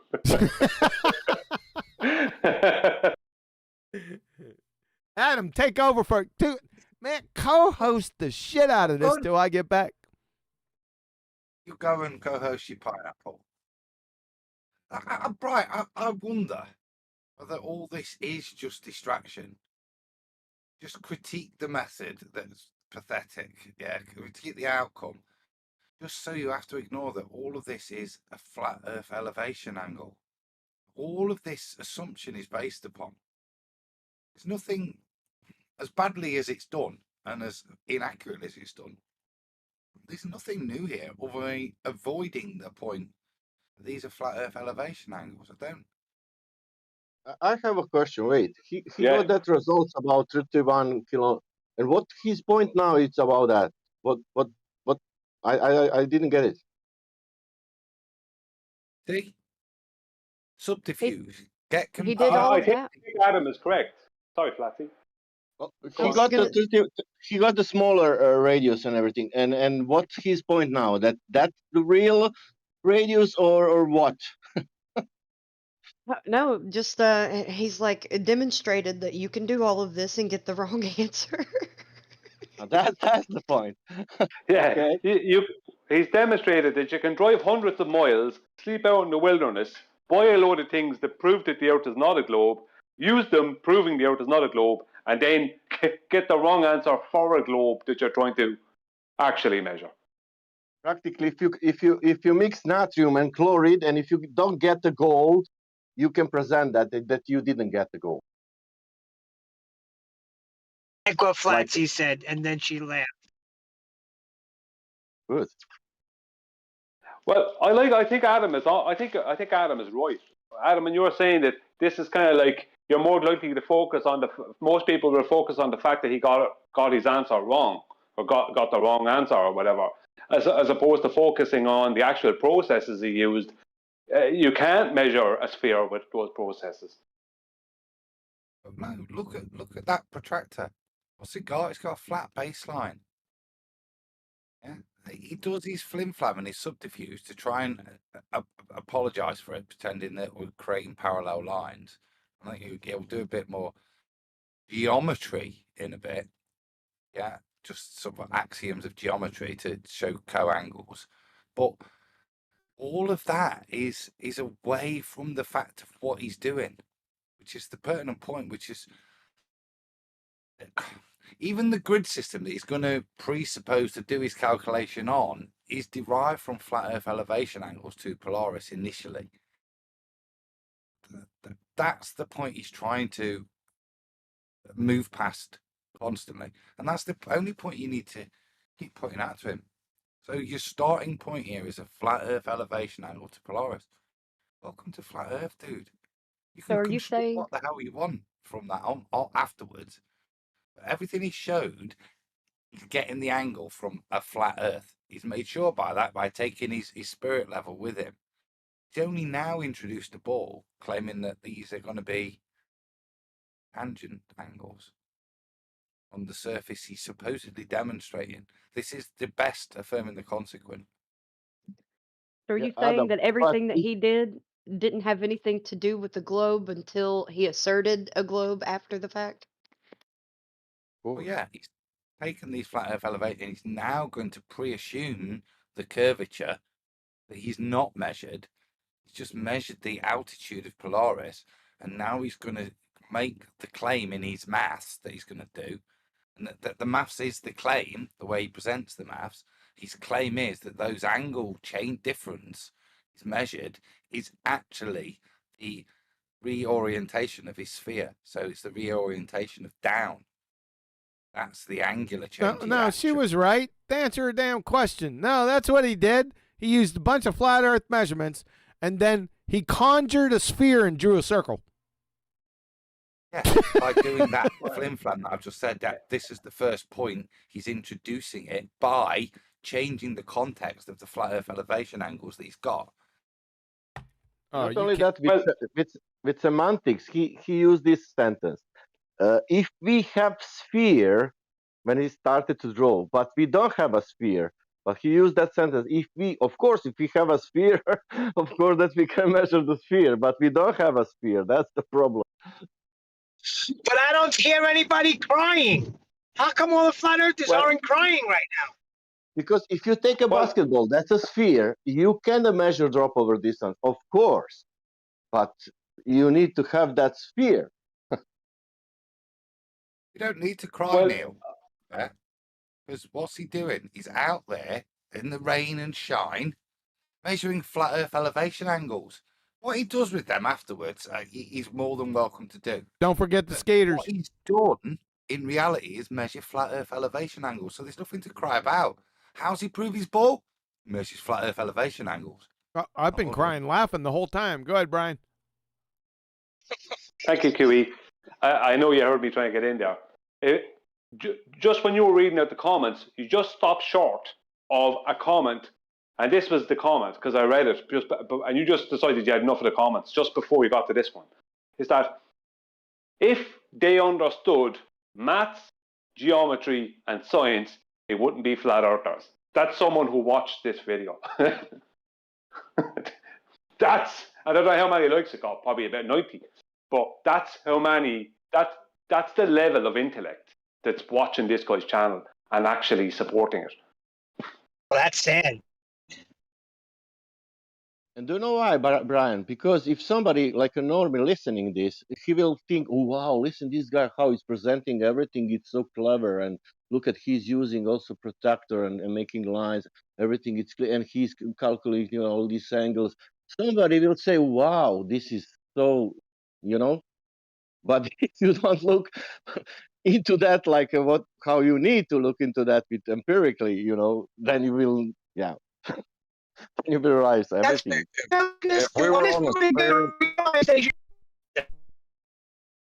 What the hell was that?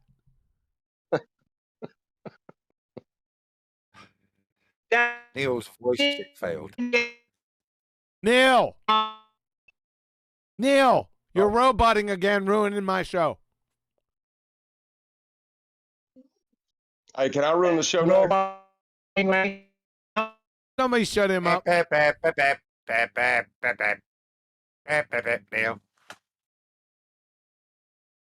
All right, so I'm looking at this.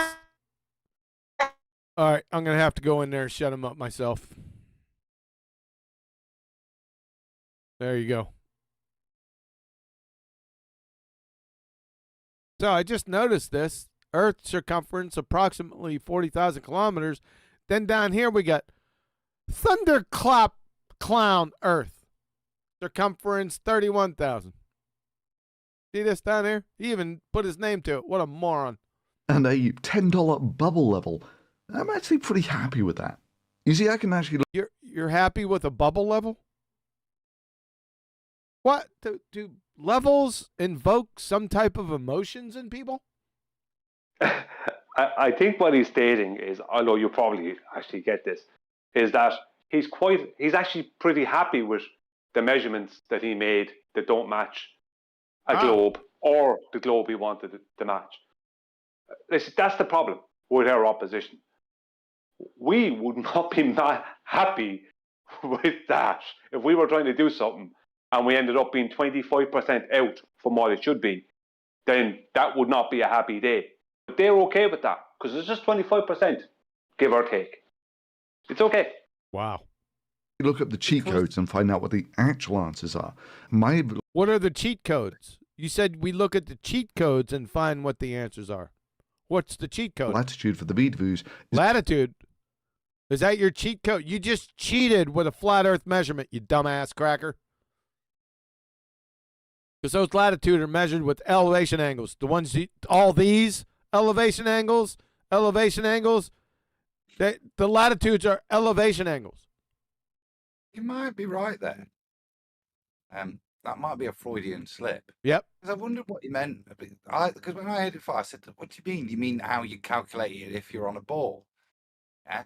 But the cheat code is that, yeah, exactly that. These grid references are obtained from a flat Earth. Dude. Yep. That is cheat, isn't it? Yeah, his cheat code for his globe dart or flat earth measurements. That's what he just said. He's too stupid to realize it. Is about half a degree high. Yeah, well, measured in the aftermath of a thunderstorm. And the aftermath of a thunder. What relevance was that? Are you trying to imply by mere innuendo that the thunderstorm had some effect on your measurement? Is that what he's doing? More refraction. You thunderclap clown. Huh? Latitude for the Shout out sand to Tony dunes was about. Whitcomb. Say again. I said shout out to Tony Whitcomb. He changed his nickname. Oh, to that's right. ThunderfLAt. Yep. Shout out to Tony. Did Tony? I don't know. Did Tony actually come up with that, or did I say it? I did. Wow. Good grief. There you go, Tony. All right. Half a degree low while being eaten by mosquitoes. There's those skeeters again. Correct numbers in, and of course the size of the Earth comes out perfect. So how big is a half-degree error in reality? Okay, for a perspective of angular sizes. Oh, no. Pardon me. No. Objection, Your Honor. You can't have perspective or angular size changes on a globetard. Sorry about that. Your Honor, sustained. He's also... Also, there's something else. Go ahead. You can't apply accuracy to an inappropriate equation. You're applying a spherical radius to a flat plane. Accuracy has nothing to do with it at that point. Yeah, that's You'll true. never get the right answer. Yep, correct. Brian? Yeah, there's another problem. This is where he's going to try and use the nail of his pinky, the width of the nail of his pinky finger, to try and kind of what's the word I'm looking for? Kind of placate his incorrect numbers, right? He's trying to say I'm just out by about half a degree on either side, kind of nonsense. No, you are literally missing over 78 degrees of a 360-degree circle. That is right. That is not half a degree either side. With the thunderclap clown. Good. This is what I'm saying. You focus on the critique because it's so easy to critique. Oh no, you're half an inch out, and you're demonstrating that by getting your little pinky out. It's easy to laugh at and then ignore the fact that he's doing all of this with flat Earth elevation angles. Yes, sir. Every single bit of it. Yep. He's on a flat Earth. Yep, we already demonstrated that. Too easy. Little finger at arm's length, which is about there somewhere, covers about half a degree. Is there perspective on a globetard? Half a degree of what? Of that tree? In the sky there is. There's none under Earth. Like the mountains don't have an angular size, for instance. Nope. But the sun has. Yeah, I'm speaking terrestrially. Terrestrially, do globetards, can they appeal to perspective or angular size change? No, not at all. No. Nope. It's not in your calculator. You know, your Earth curve train wreck calculator, it's not in there. You know why? because you used that to hijack your friggin' globetard from perspective. That's all you did. We caught you years ago. But you're busted right here. You can't do this shit on a globetard. This isn't in the sky, Brian. This is terrestrial. This is connected by roots, like your potato trees. It's that rate of change of the angle as you go further away from it, the perspective, as we call it, Hey. that they're going to hijack Hey, and then miss. Hey, belly up to that mic. You got to get close to that mic. Belly up to that mic.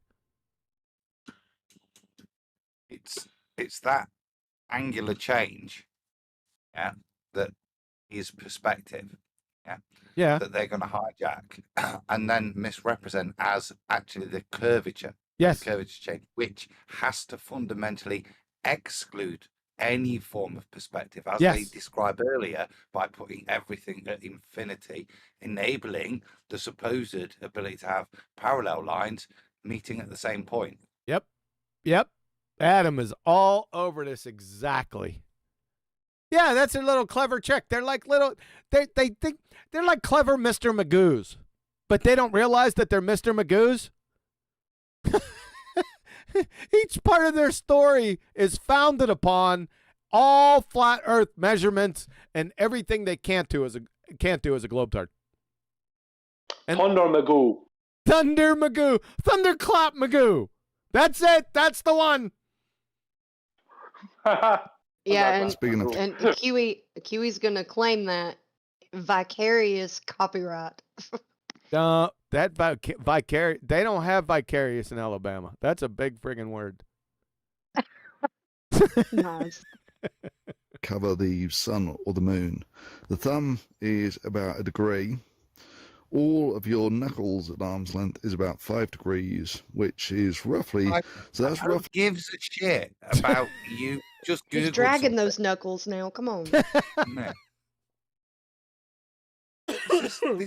This is stolen valor. This is just statement of Googleable facts. Googleable. Yeah, Googleable. Sorry. No, Googleable.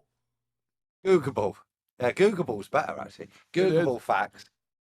You know what I mean? Just to try and give some validity to the other crap that you're spouting. Yes, that is true. But I didn't need your video to know that or find it out, did I? It's got nothing to do with your video. At best, this is mitigation as to why your numbers are so crap. Yep. And you're affirming the consequent is so far out of your pre-assumed size already. Yeah. Why? In fact, all you've done is convince me not to waste $100 to affirm a consequent in the first place. And prove a flat Earth.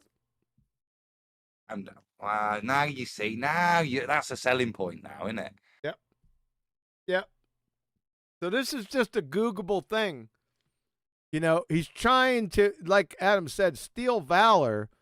He hopes that the veracity of what he got off Googleable can somehow superimpose on his train wreck globetard.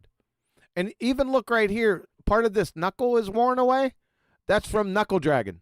Good catch, Flatsy. The difference in yeah, good. Hold on a second.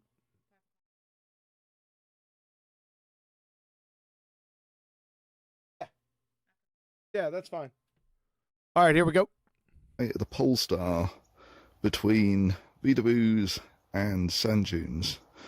And my error on both measurements was about the size of the little finger. Oh, he's trying to grease the skids for his error. He's still on this train. You're a dumbass. This ain't going to fly, Holmes. Unless he can come up with 78 knuckles, it's over for him. 78 knuckles in his circle sphere. Yeah. Which, under the circumstances, I'm actually pretty happy with. So Oh, he's happy with it. Unbelievable. you want to know how latitude and Latitude. That's, you can't get latitude without flat Earth elevation angles. the altitude of the pulsar are basically the same thing. The altitude of the pole star is basically the same thing. Yeah. I'm going to take a line here from 90 to... Is this a sphere? 0. And that's going to be from the center of the Earth. What? Wait, go back to Laramie, right? And show the drill holes down to the center of the Earth for your angles from hell. You're through. You're finished here. You're a clown. Thunderclap clown Mr. Magoo. It's all over. He's folks, he's got to take you to the center of their idiot baltard. The equatorial plane, you mean? Yep. Got to do it. Because they need a flat baseline. Yep. Now, Thunderclap Mr. Magoo clown. Did you take your measurements from down here in hell? Is this Laramie, Wyoming hell? Are your subscribers that stupid not to catch this? Don't answer that. Going up north. Up? No. You don't have up. Here he goes. Here he goes with the equatorial plane right now. Yeah, and he said up. There is no up on a globetard, nor down. It's either in or out. Can't go up. And that's going to be... Okay, I screwed it up slightly. What oh, the no, piss? maybe not. There we go. Slightly, And buddy. that's the equator. Yeah. Is he lowballing us? So your latitude is... From the center of the Earth. So, folks, to get your latitude, according to Thunderclap Mr. Magoo Clown, you have to go to the center of the Earth. That's what he just told you. AKA equatorial plane. Yes, equatorial plane, exactly. Flat. So it's not the equator. What he's doing here, he's transposing the equatorial plane, the flat Earth, which all these measurements are relevant to. He's transposing it to hell, so that he can then project it back out onto his protractor. Sorry, yeah. But that's how you can keep it onto the ball. You have to take it back to a equatorial plane, which you have to place at the center of the ball and then project it back out, which isn't the way it's done, of course. It's just all done on the flat surface. That's how I find my latitude. I start digging a hole to the center of the Earth and then take an elevation angle from it. But that's the only way you can explain these angles. If you're going to pre-assume and transpose everything as a tangent measurement on the surface of a curved surface, what you have to do is take everything back to the flat and then project out to your pre-assumed ball with those measurements. The only way you can make the thing actually match that onto the ball.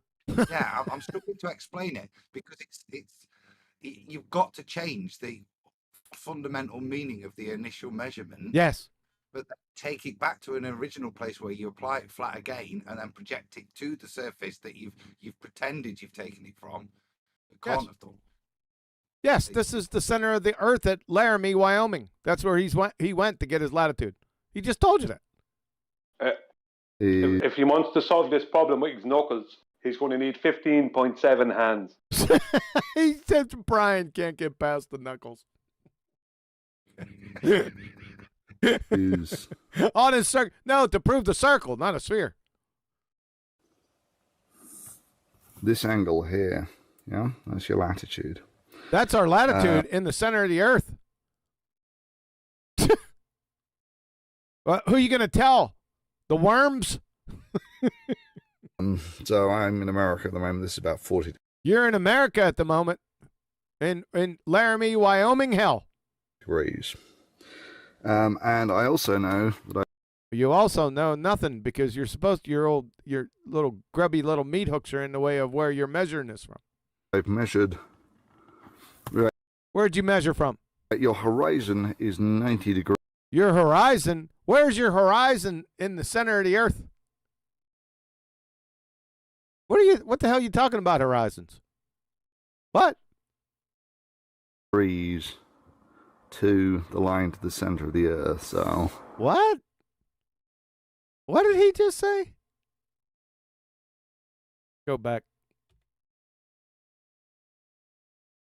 Full J. See, this is where he's actually stating that he is by taking this angle measurement. This is the hypotenuse. This is the adjacent down here. So he's getting an elevation angle from the center of the Earth. How'd he get there? And I also know that I've measured. Right, your horizon is 90 degrees. You measure. He stopped there. He measured. You measured the horizon from where? The center of the Earth, like I said before. This is the part me and Adam critique today. Oh, did you? Go on, leave it. But yeah, play on for a second and we'll critique it then. Sorry. Okay. Line to the center of the Earth, so that is basically where my bubble level is. Doesn't look level to me. Exactly. Right? None of this makes any sense. There you go. He's after just showing that it's not level. You know what I mean? In his own diagram. It's like 90 degrees to what? 90 degrees to a point on the Earth. That's what he's trying to come up with. And that's your angle. So he's even at that, he has all this wrong. Because that angle he has there, what he has to do with that tangent, he has to bring that tangent in and make that the equatorial plane. That's what he doesn't understand. He has it all sideways. Even his diagram is wrong. I don't know. Does this strike ThunderfLAt, Mr. Magoo Clown? That's the actual name, Flatsy. Mark that down.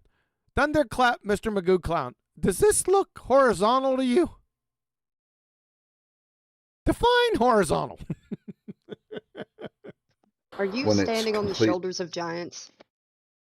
No, I am the giant. I'm the paterfamilias. The level is, it's going to be there. Your level, it's going to be there. The level was buried way back over here. Let's bring this back. See where the bubble is? It's things buried to the right. That's not level, sunshine. Don't try to steal my sunshine. All right? You clown. Is when it's completely level. Baltards, this is horizontal. According to ThunderfLAt, Mr. Magoo Clown. Go ahead, Flatsy. It was me. Oh, I go wouldn't mind, but he's got a page that's got level, straight lines, horizontals all the way down it. Look. Yep. You want to reference level. Yeah, over here. But this is what he's got to do now, because he's had to use his flat Earth elevation angle, and the only way he can reference it on a ball is to transpose it to the center of hell. What he's now got to do is make that level commensurate to his center point on the ball, so that level is only a point position on his spherical surface. A tangent. Yes. Well, the tangent he then pretends is created with his spirit level. Mm-hmm. Yeah, is only relevant to that point position. Yep. This is all moronic. People, we don't need to go this deep. All we have to do is show this to a mental health professional or a third grade geometry graduate, and it get laughed out of the room and straitjacketed. We're just dancing on his grave now. Just briefly, it's going to be there. before you move on. Go ahead. That tangent is what he's claiming you're going to be taking an angle to Polaris from, right? And he's going to have a straight line going straight up the page, parallel to that other line he's calling north. Yeah. And that's going to be the angle, right, to Polaris, right, according to him, right, on the side of his globe. But that then does not match what's going on at the equatorial plane within his diagram.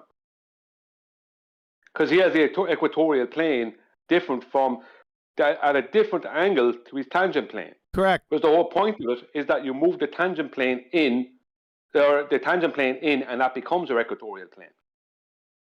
Because it's not, he has this wrong. Even though I understand what he's trying to portray, he has it wrong in the actual process. Are you saying that he's got a tangent line in the sky?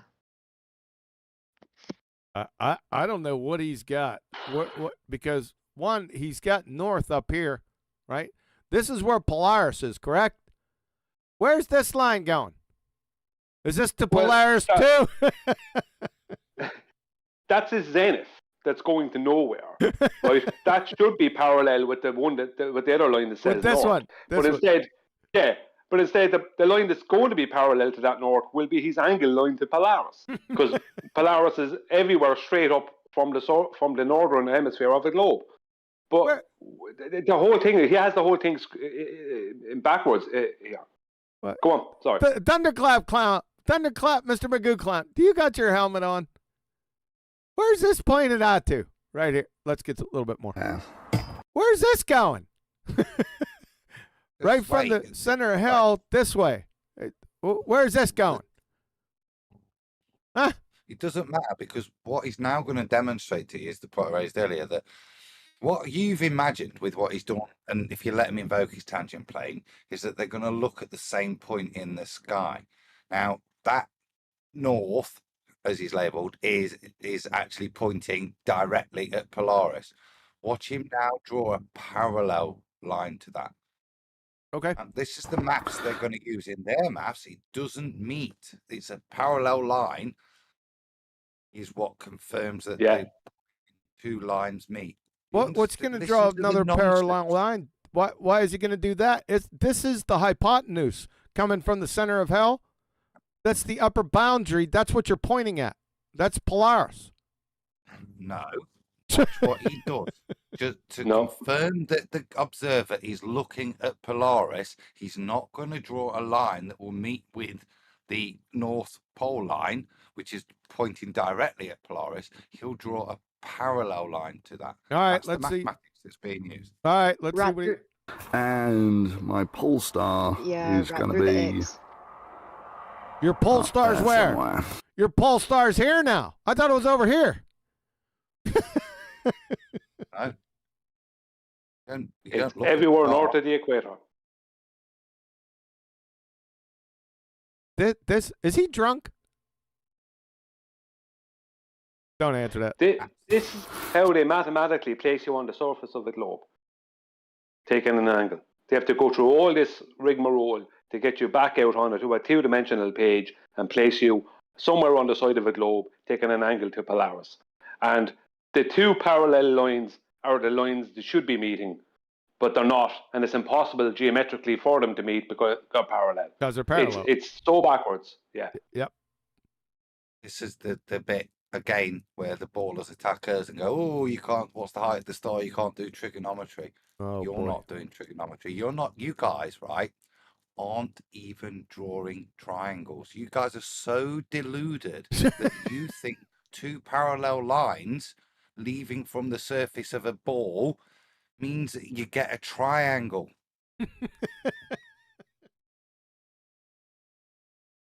Oh boy. So that angle is the one. What angle? What's this angle? Where'd you get this angle from? Okay, so he's just taken so many different steps, right, to do what he could have done in much simpler steps, right?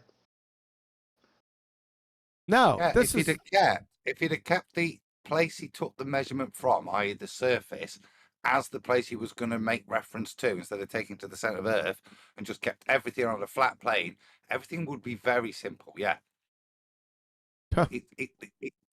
He's going to get so convoluted, he'll get his knickers in a twist now, won't he? He's trying to use geometry to transpose angles to say, well, if this is true, because I've got parallel lines, remember, pointing to the same point. Really? But this is the bit. These are the axioms of geometry he's now going to use, because he's invoked parallel lines that apparently point to the same position. A nonsense. Yeah. He's now going to say, well, this angle is equal to this angle, therefore, ta-da. Oh, Ryan's boy. right though. He's not got his equatorial plane angled correctly. It should be parallel to to his tangent. Yeah. That I've measured. He doesn't actually know how this is done on a ball, does he? This is what he's demonstrating now. Is that even the nuances of his own model he's not describing right. Yep.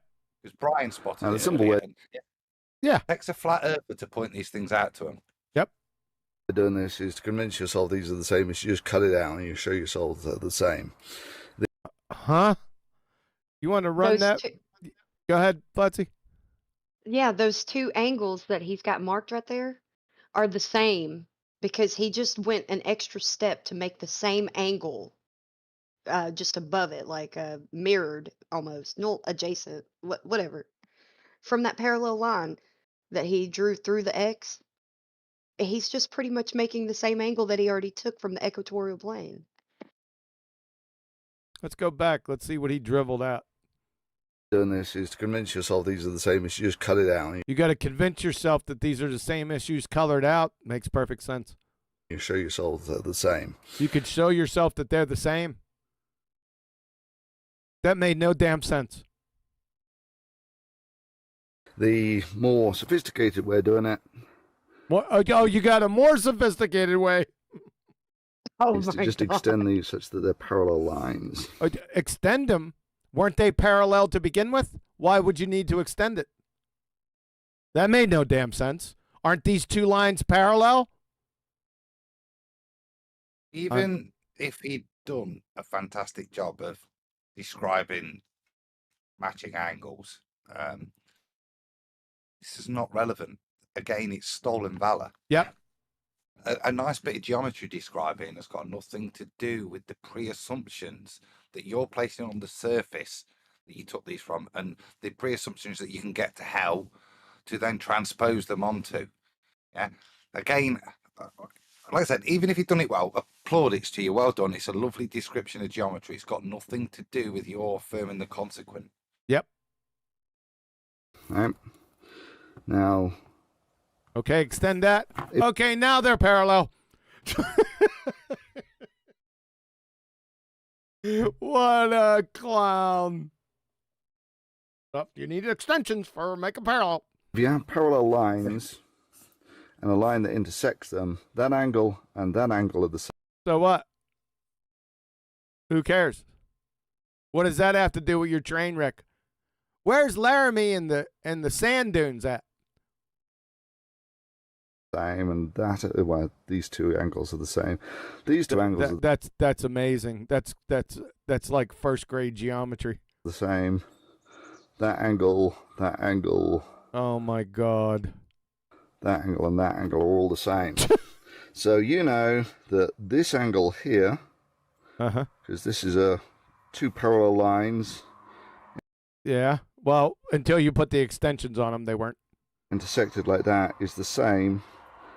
And let's do this in a different color. What the hell is it? That's Adam, pink. do you know what this crayon crunching clown is even?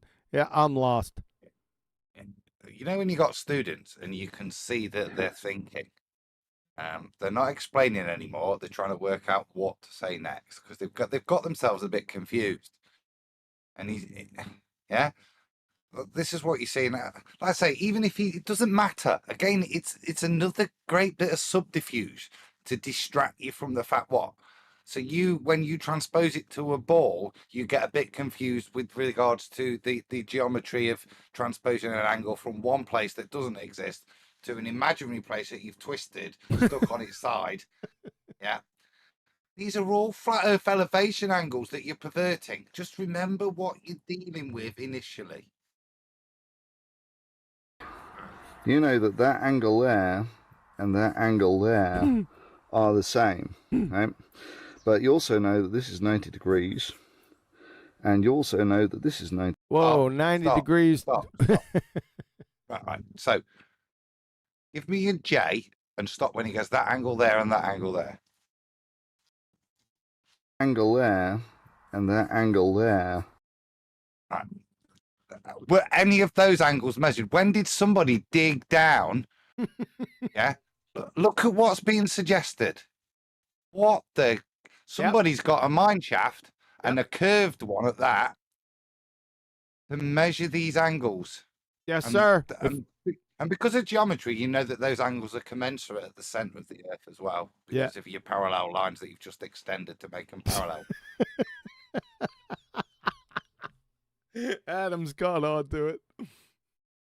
Are the same, right? But you also know that this is 90 degrees. This is 90 degrees below the center of the Earth. This is not, so there's a 90 degrees right here. that you just conjured. What the piss? And you also know that this is 90 degrees. What? So if that's 90 degrees... If this is 90 degrees and that's 90 degrees, then we have what? 54 knuckles? And that's you know your what? latitude. We're going to end up with a flat Earth elevation angle as originally measured from a flat plane. Yes. And this is 90 degrees, and that's your latitude. And these two angles are the same. I thought we already went over that those two angles right there were the same. It's a huge nothing burger from imagination land from the center of the earth. Basically, you're a moron, is what you are. This angle here is this angle here. This angle here is that angle there. Did you measure that? Show where you measured that. I need GPS coordinates. That's ground positioning system. Or GPS, underground GPS coordinates from the center of the earth. You're a clown. So basically by measuring the... You didn't measure shit. You didn't measure these. Unless you show the shaft coming down from Laramie. Idiot. altitude of the pole star, you measure your latitude. Oh, bro. This is 100% known to astronomers since forever. This is known to astronomers. The pseudoscientists. This is known to pseudoscientists, is what you just said. Really? We're going to have to ask an astronomer about this. Can't wait. Ever, seeing it's one of the amounts that we... I was just going to say that astronomers have been doing it wrong for a really long time, and this is a great way to highlight it. Thank you, ThunderfLAt. Yeah. No. ThundercLAt, Mr. Magoo clown. We have is called the German Equatorial Mount. What the fuck? German Equatorial Mount? Are the Germans the only ones that... Why are we getting into equatorial mounts? Anyone? Because we're lost, and what we've just stated doesn't. The reason you're asking that is because no questions have been answered. Nothing's been justified. It doesn't matter. You've been given a load of truths, geometric truths, yeah, that are there to satisfy. And let's move on to the next thing that doesn't prove a ball. What? And let's not just say an equatorial mount there. German. Let's German. Because Yeah, that adds a bit of validity. German. Yeah. That's precision engineering. Yeah, that's right. If he would have brought up redox reactions right now, it had the same relevance. Yeah, and then this is the point. If you describe the redox right, subconsciously you nod along, go, yeah, that's true. Yeah, that's true. And that's all they're after here, is that your recognition of, oh, that bit's true, i.e. that geometry, that means the rest of the affirming the consequent is true. Yep. I'm sure if we did live on a ball, that angle would equal that angle. I'm sure it bloody would. And the way that it works is one of your axes has to be aligned with the axis that the Earth's... Like the axis, right? Like right here, it has to be aligned. Is this one, is your parallel extended line aligned with the axis? Doesn't appear so. Idiot. Spins on. So you have to set one of the axes of your telescope that rotates once per day to be parallel to the Earth's axis of spinning. Axis that's spinning, huh? Can you show that? He has this. I critiqued this today on Nathan's as well. He has this all wrong. He has this all completely wrong. The EQ mount telescope is designed. First of all, you have to level them. Right. They're designed to use Polaris, right? Polar alignment.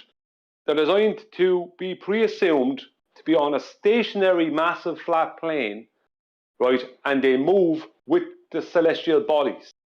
They're not designed to be on the side of a convex, rotating globe, right? With stationary luminaries. Yep. They're not designed for that.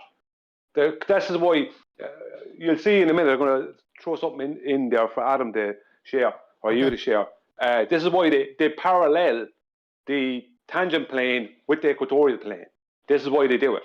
Okay. So you don't have an equatorial mount on the side of a globe going around in a circle. So you know, if you're actually traveling around with a telescope, you have to adjust this angle, otherwise you don't. You have to adjust what angle? Did you see him go with the curve? Do you know what's it? Look what he just did. Watch Traveling his around hand. with a telescope, you have to adjust this angle, otherwise you don't. This angle in a curve. Angles and curves, you moron. What a clown. Stars properly. Yeah, and right. what they look like in practice. The first is simple. Superfluid, superstar, super thunderclap, clown, stupid Magoo. Super chat. I know, I heard it. Globe Killer sent ThunderfLAt getting the QE treatment. I like him exposing Musk scams, but he is himself a globetard. Who's a globetard? Thunderclap, Mr. Magoo clown. Thanks. Before you carry on, unmute Neil. Okay. The amount of retardiers forgot us. There you go. Neil, are you back? Can we hear you?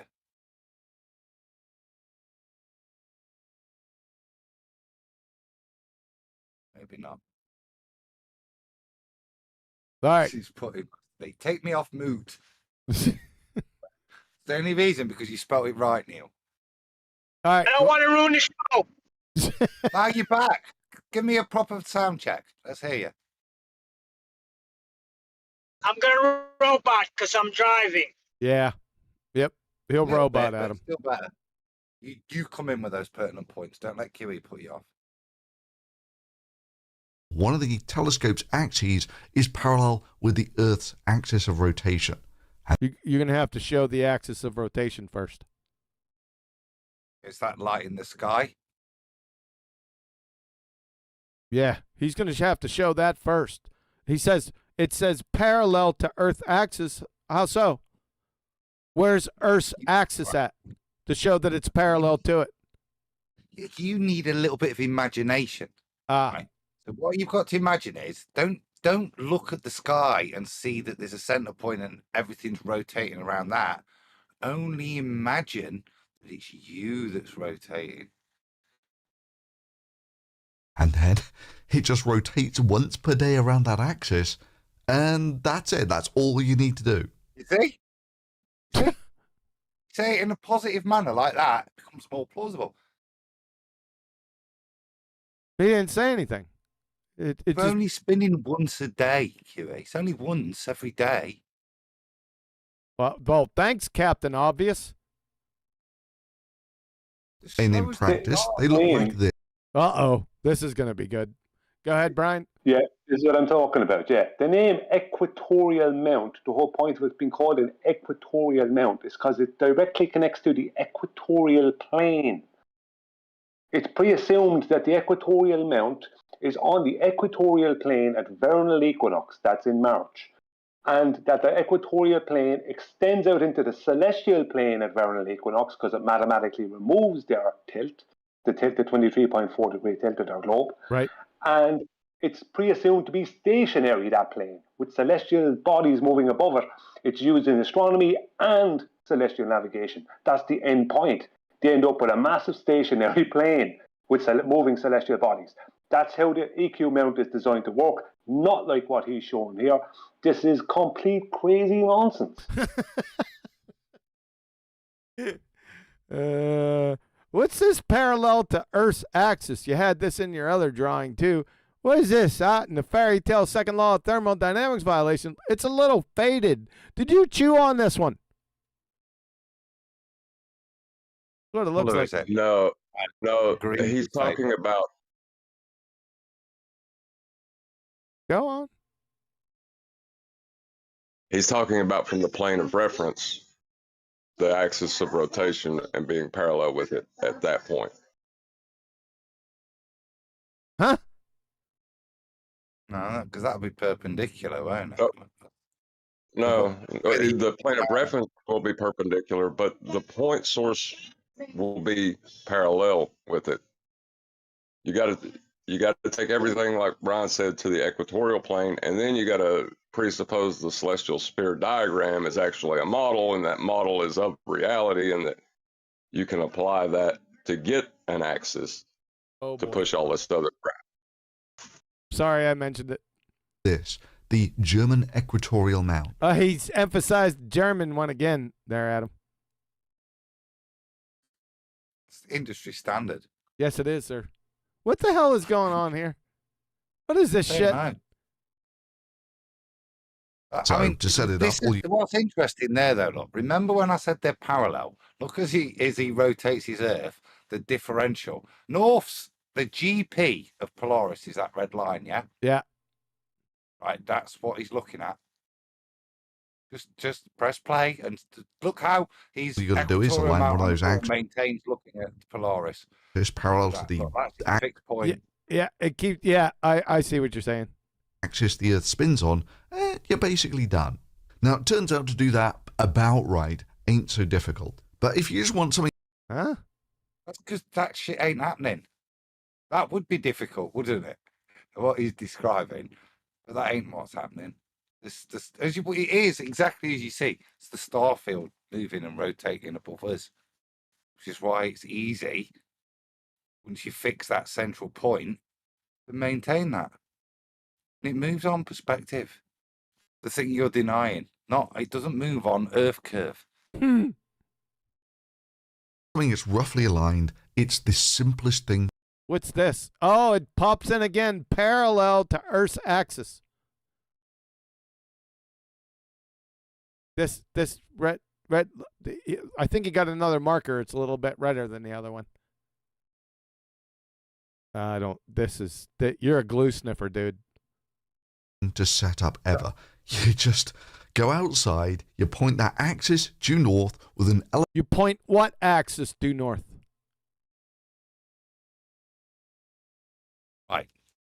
Right. So, go back to the picture and tell me when his purple line that's pointing at Polaris, but because it's infinite away, it can be the off. When's it pointing due north? Not here. Not there. Give him a little play. Well, no, not there. No, not north yet. Not north yet. Oh, I'm sorry. There'll be a point where the lines may intersect, and because you may want to invoke perspective infinitely, that you could say that that's the point. But yeah, to set it up, all you got to do is align one of those axes parallel.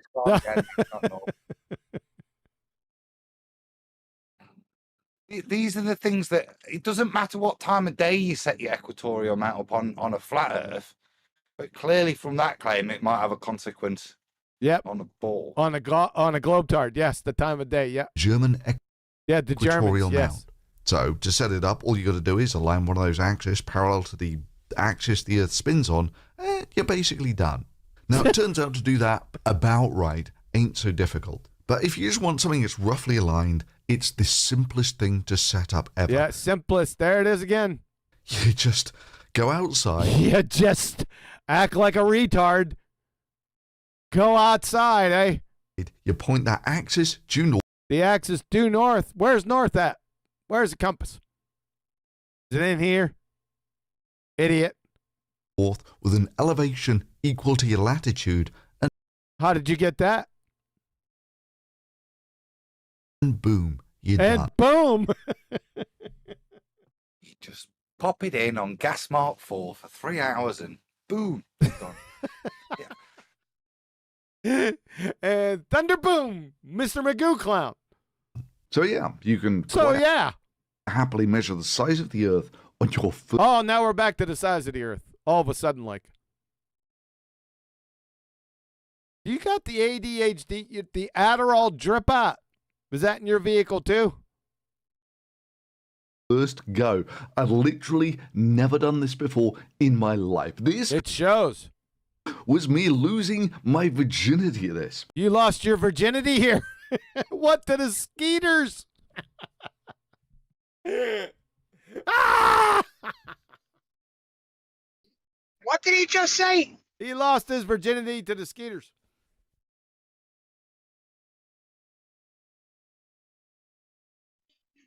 Ladies and gentlemen, Special moment. it's a special moment. Ladies and gentlemen, he needs to be institutionalized. He's an absolute retard. But Imagine. over 50. Quickly. Kiwi, go on, Neil. You first. Or you say No, I said he needs to be institutionalized quickly. Imagine if this was like Flat Earth, whoever, Flat Earth Neil in the desert like this, like with his box of crayons, his spirit level, his pen light, yeah, and going, look, this proves it's flat. Yeah. What would people say about him? You go, Neil, you're a monk. Yeah. Yep. Years old for less than $100. Yeah. But if Neil came out and said, but I can do it all for less than $100, he adds validity, doesn't it? Yeah. And less than a day, using a little more than a high school protractor. And now it's a high school protractor again. Thought you got it from Staples. Is Staples a high school? And a star location laser device. Don't forget that. Yeah. in the end had errors of about plus or minus 25%. And if you want to prove the Earth is a sphere, it's trivial. You just do exactly the same measurement. Yeah, it's trivial. Just do the actually same train wreck dumpster fire he just did and get exposed. Mae West is in the corner blushing. But you go east-west, not north-south. Oh, boy. And shock and horror, you will find that the altitude of the pole star really is the same altitude that it was before, and you got the same circumference, about 25% off, right? Doesn't change at all. Yes, sir. I have I put a link in Master B. I can't bring it over to Discord. That shows how his diagram should have looked. Okay, 1 second.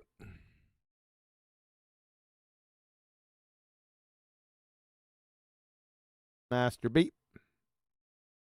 I'm just to say, so for less than $100, you can confirm that the principles of navigation are correct. I can't open it. But within a 25% margin of error. What the piss? But Can't you open do it. get snacks. We're moving on. Because the elevation of the pole star... Oh, we got messed up here. 1 second. Just so you know, I lost my virginity in my kitchen for less than $10. Oh, boy. Let's keep... Yeah, but so you know that, God, buddy. was it to mosquitoes, though? It's a family show. West to the Black Canyon of the Gunnison. But the bridge was out, and it was a very long detour, so I put that one on hold. So if you're teachers or something traveling for a school trip, why not add measuring the size of the Earth to the... Yeah, have them go measure the size of the Earth using the techniques you used. This again is one of these retarded, I don't understand my own model. If I measure a segment of a great circle route on a sphere, does it matter whether I measure it north to south or east to west? Is the great circle route different? Apologies about earlier. I have to correct one in there now. Oh, you do?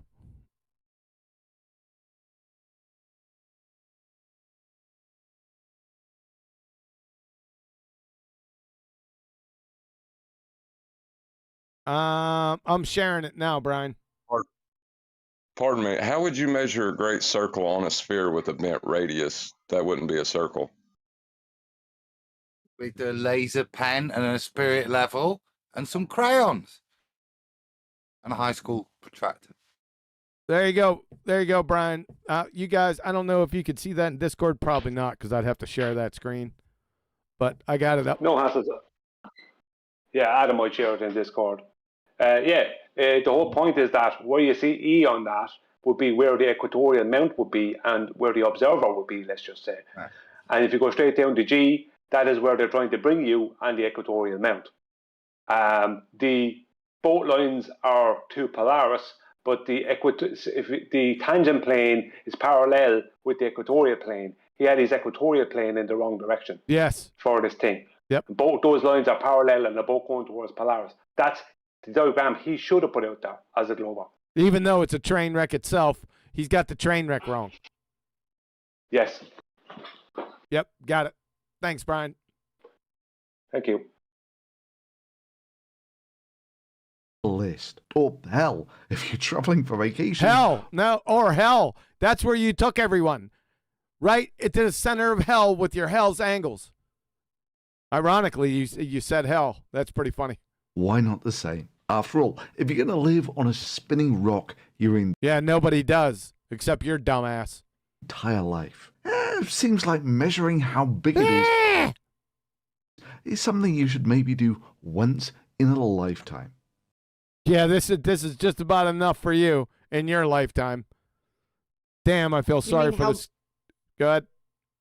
You mean how big he didn't measure it? You mean? Yeah. Yeah, maybe.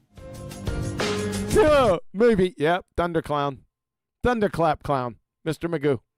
Yep, that's it, ladies and gentlemen. Do you go and measure something that's already been claimed to be measured? All the time. If something is, yeah, so this shows that they know there isn't any measurements. Because if there was measurements and they were actual and solid, there'd be nobody going out trying to make them again. They just would be. Like, they've been measured, it's measured, there's the processes, there's everything, nothing to worry about. I don't go measuring the door frame in my house that's already been measured, because I know the measurement, because it's measured. I don't do it a second time, it's already done. So the fact that these people go out and try and measure a second time, and a third time, and a millionth time, shows that it's all purely in their heads that they need to do this to make themselves believe those measurements when there isn't any. This is this is what helps them sleep at night. Because I don't do that. I don't feel the need to measure the Earth. I have no need to measure it. It's been measured already. But within their paradigm, they feel the constant need to have to measure it, because there isn't any measurements for what they want. Could it be that we're making them do these things since we're talking about measurements? I think they were doing it anyway, Neil. I think this is just something they do anyway. This is just kind of a globe thing. It's a way of re-indoctrinating themselves, to keeping their indoctrination up to speed, if you understand what I mean. Stop them having any critical thought. They never spoke about measurements before until we started beating this drum. No, they do. All these globe things are done all the time by people who believe in the globe. They're always at it. No, they don't need us for that. This is something they do all the time. They're always at it in school, getting kids to do stuff that proves the globe. They never stop trying to insert in your head that this globe has been proven. It's a never-ending thing. And if you are one of those people and you feel a need due to indoctrination and training, globe training, you then feel a need, if you're like ThunderfLAt, to have to then go and keep on reaffirming it for yourself, because it's never actually been affirmed. And when you go to reaffirm it for yourself, you have to measure a completely different thing and then mathematically make it into what you need it to be for you to go home and sleep, or sleep in your car out in the wilderness, whatever it is these people do. Do you know what I mean? It's a constant need within them to affirm something that isn't real. You think they do that, right? I mean, seriously, he's not a daft lad, is he? You know what I mean? Here we go. I do, Adam. I think it starts off in school with young kids, where they're trying to have the kids do stuff that leads towards the reaffirming of a globe, and it becomes part of the indoctrination that people feel the need to have to keep on reaffirming this thing. I mean, to him, does that really reaffirm the globe to him? Does that say to him, yeah, it's definitely a ball? Because look, I'm nearly 25, only just 25% out. Yeah, is that really what he presents I know we're on a budget, admittedly, and respect for that because times are hard. What is that? What in 2024 they've got to offer? That is all they had to offer in 2014, 2004, 1994, 1984. They never had anything other than that. That's actually it's a sad state of affairs, but that's all they've ever had. Keep talking to stop that song playing. Just keep the talking going, whatever you have to say. I was going to say the diagram you've got. Right, 10 years ago, I might have been intimidated and seen it as plausible. But you know, shout out to us and 10th. You know, getting this, you actually realise the claims that are being made and how they have to twist and contort simple thing, which is a flat Earth elevation angle, which is relevant to the surface it was measured from, and how much they have to do to make these angles relevant to a ball or a presupposed ball. I'll tell you what, you better get that dang mic fixed. I'm just gonna have to buy a new mic. It's pissing me off. It's just not loud, Adam. It's low.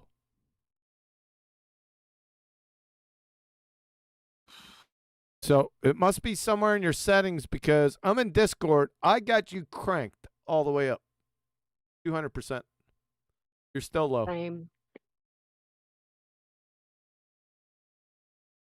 Now, it's not cracking or anything like it used to. It's still, you got good audio. It is just insufferably low.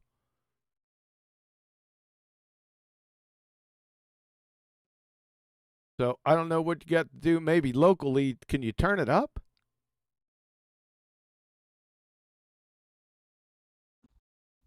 I'll just lean forward and shout. That's all I can do at the moment. We can hear you fine now. It's just not picking you up. What type of mic you got? It's a toner. It's the same mic I've had for ages. It just must be dying. Possibly. Okay.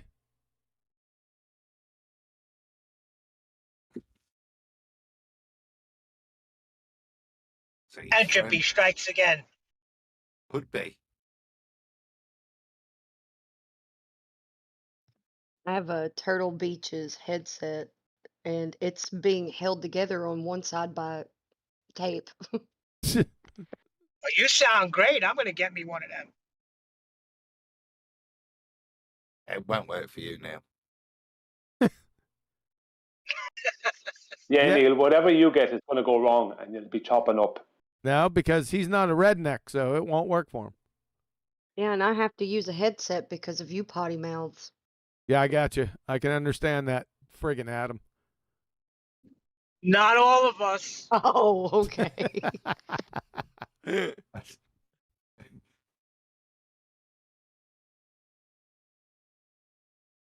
All right. Well, again, we didn't get to the second part of Professor Parks. This is just, it'll just go on in perpetuity. Maybe we should do it after Time Bandits. Yeah, we could. Yeah.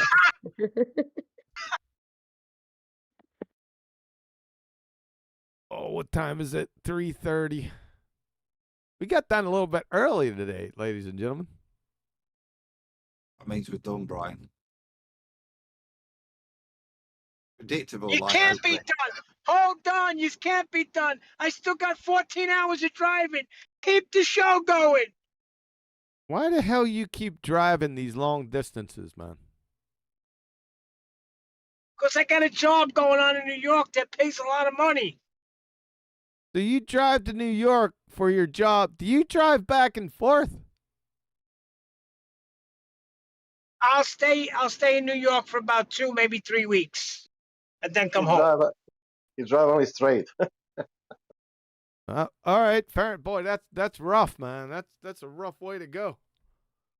Very rough. That's a hell of a commute. You on your way there or back from New York now?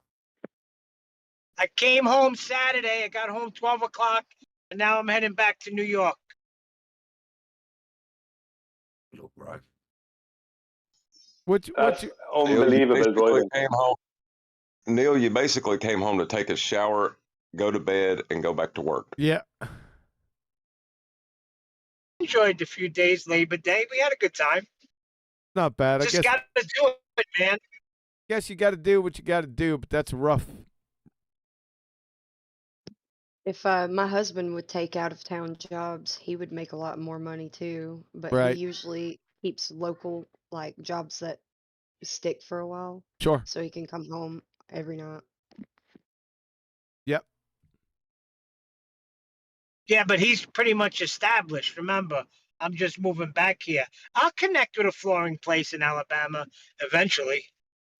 Actually, we have a buddy who owns his own flooring company here, and it's doing well. He works like at off of Lowe's, but he does his own. It's his own company, and he's also got one of those virtual golfing places. Like it's like a bar and virtual golfing Mm-hmm. place. Yeah. So he's well established over in this area with a flooring business and that. Well, why don't you get Neil and him hooked up? Yeah, for real. He could use somebody. You do that, Neil. There's a bloke I know as well. A massive floor warehousing place. It's about 2 blocks down from the Alabama Bridge. Golly. Is that the Alabama Bridge in Nottingham or the one in Alabama? It's the one on QE's tail. If it's 2 miles south, that'd be in the Gulf. Just 2 blocks south, just 2 blocks down. There's Literally not from the blocks. end If of you it. go straight south from that bridge, you're right in the spillway. Not south then. Got my compass wrong. All right. Yeah, that's where it is, right there. More than Actually- likely, Neil- if he's working for Lowe's, he's a LLC, and he will not be able to afford Neil because of the That's insurance. correct. And he's doing residential, and I want no part of residential. Why not? Too hard. That's for young people. I'm in the commercial, man. Big, Huh? wide open commercial Yeah. where I could run the job. Gotcha. Okay. Yeah, commercial is much better. No matter what job you're doing in construction, commercial is better. You don't have to work as hard. Industrial is better than commercial. Oh. Whoa, Maybe. what's that? Wouldn't industrial and commercial be more or less the same thing? Or no? No, That's what I'm thinking. No, because commercial falls under code regulations. Industrial falls under their own regulations. All right, fair enough. When I say commercial, I'm talking about big office spaces or lofty areas, new building up. You're starting That's to break. what You're starting to break up, Neil. commercial. Neil, you're starting to robot. You must be around the bridge. Yeah, what Neil's talking about is commercial. That big office buildings, things like that, things that people occupy. Right. Industrial is dealing with processes, and engineers decide the standard, not a code.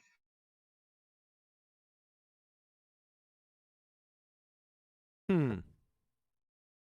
Yeah, but John, the whole point of what Neil's trying to say and what I was trying to say is that the bigger the area that you're dealing with, whether it be in a high-rise apartment or office block, or if it's in the building of a factory or warehouse, is better work than working residential from house to house.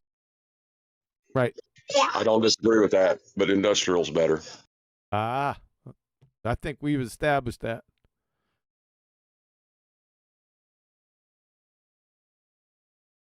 Is that it?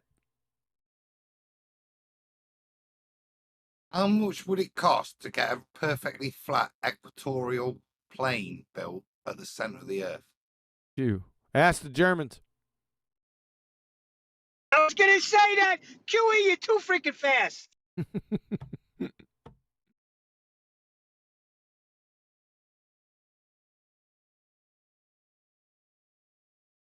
Well, then you can go out shooting.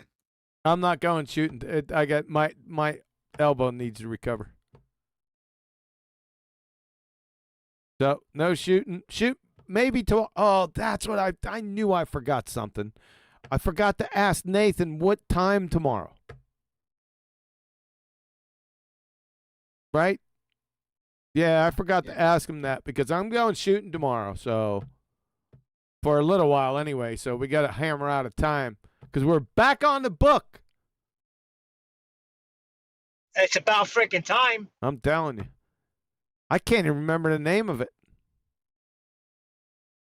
It's Huey and Adams' View of Flat Earth, it's called. Huey and Adams' View of Flat Earth with some help from Brian. That with parts that Brian disagrees with. The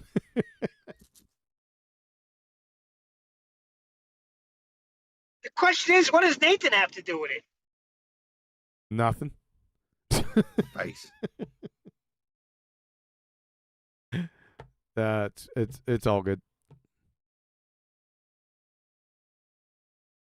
Yeah, well, let's find out. I should be back from work, but let's find out. It'd be good to get back, get it done. Yeah, we're gonna have to negotiate a time because I'm gonna have to do. Like I said, I'm gonna have to allocate some time. Oh, this weekend, no Ballbusters this Saturday. It's gonna have to be the Saturday after it. All right. The final archery tournament of the year is this Saturday. No practice with a dodgy elbow. I got to practice a little bit. What happened was I got my, where the arrow sits, it's called the rest. But I had that adjusted. In fact, it wasn't adjusted at all. I had some new felt put on the launcher. And anything, I know everyone wants to hear about this. If there's any subtle changes, especially with anything to do with the arrow and where it sits, even if it's just a micrometer higher than where it usually sits, then that throws everything off downrange. So I went up about a week ago, had put some new felt on the launcher because after this year it started to get worn out a little bit. So he put felt on it, and that's where the arrow sets. It rests on it, right, preparing to fire. So I walk out there yesterday. I said, okay, let me deal with this tennis elbow. Let me put a couple targets. I had a couple spot targets. I shoot, and I know when it's a good shot and when it's not. And I had two good shots, and both were high, like 3 inches at 20 yards. I said, what? And then I immediately thought back. I said, okay. There's some funny business going on here. And then I remembered he put the new felt on that launcher, and I said, yep, that's it. That was it. So I had to re-sight in. Now, to mere mortals with average scopes on yeah, I heard somebody snickering. That would be a whole ordeal, let me tell you. But with mine, because it's digital, it calibrates automatically once I shoot 20 yards. So if I get the 20 yards squared, then my whole sight scale is calibrated immediately off my bow speed. I just have to input the bow speed again. Not really input it again, it's already there, but just add it to the program. So all I had to do yesterday was sit at 20 yards, put a half-inch blue tape across my target, and sit there and try to get the elevation right again. So there you go. That's how I did it. It was badass. Oh, you know what? I'm going to show you how well it turned out. Hold on.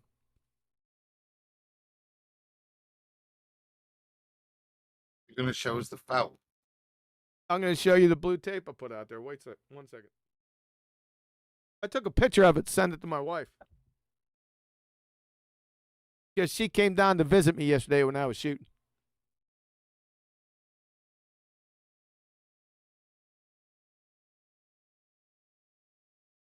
right. She take a picture as well.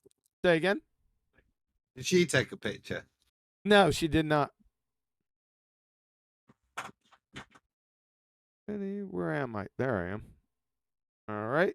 Look at that. Fire right up. And then I got to go into Discord. I got to stop sharing. Stop streaming. All right. Then I got to pull up Skype.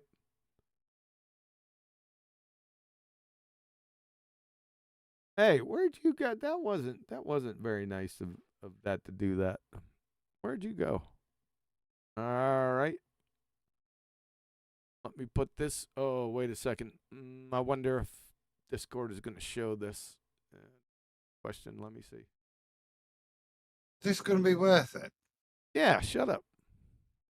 Okay. All right, there you go. Oh, I'm almost there, folks. Look at that. So let me shift this over. There we go. So this is what I had to do yesterday. So you put a horizontal. So this is horizontal flat. All right. Okay. The half inch. Whoa. Whoa, What's what? the rate of change of slope? It's that? not. There is no change of slope on this. This is flat horizontal, baby. So that's what I did. I had to go back and put it flat piece. I have to check my elevation. So what I did is I went to 20 yards. Now I shot a whole bunch of them because I was adjusting the sight, and then my last two were these two. I think it's pretty much on. Yes, sir. We're confident then for Saturday. All right, but very confidence is high. I repeat, confidence is high. The Globers are looking at this and they're like, I see a sphere. I see a sphere in there. The arrow's a sphere. Then I should have took. Oh, that's what I screwed up. So I was all proud of myself here. So I took this blue tape down and I put my other target up right here, and then I stepped back to 30 yards. And made a shot. Adjusted my sight to 30 yards. I put that arrow into a less than dime size hole from 30 yards. I know it. I'm just talking smack. I should have took a picture of it, but I didn't do it. I just winked and and said, okay, that's it for today, and went back. I was getting a mite peckish. I should have took a picture of that to show you guys. I'll tell you what, man. I got it happening now, boy. Even with tennis elbow. What? I wish you luck for Saturday. I'm going to need it. I can only make like 20 shots or so before my arm starts acting up. You know what I'm going to do? I'm going to load down with ibuprofen. I'll christen this the ibuprofen shoot. I want to see a trophy, buddy. Shut up. I want to see you win that truck this year. No, I didn't go to that tournament this year. Nope, couldn't make it. Too expensive, too far, and registration was a nightmare, so I didn't go. There are no trophies in these tournaments, you knuckle dragger. Oh, you don't get nothing? You get money? No. You get bragging rights. Exactly. Well, that's all you need then. Yeah, this isn't a money thing, man. Okay, let's do this. Let's do that. Let's go ahead and stop sharing that because you don't need to. Let's put this back up. There's Nathan. Starts in 15. Duffy confirms his own fraud. Oh, Nathan's going to... Let me pin that. Nathan's going to play the video that we did the treatment on. Let me pin That's this. worth listening to. That's good. Yeah, yeah, from what I remember, it's a pretty good one. There you go. Nathan, just to let you know that we just did a proper treatment on ThunderfLAt, Mr. Magoo Clown. Just to let you know. You might want to rewind this to see how it's done.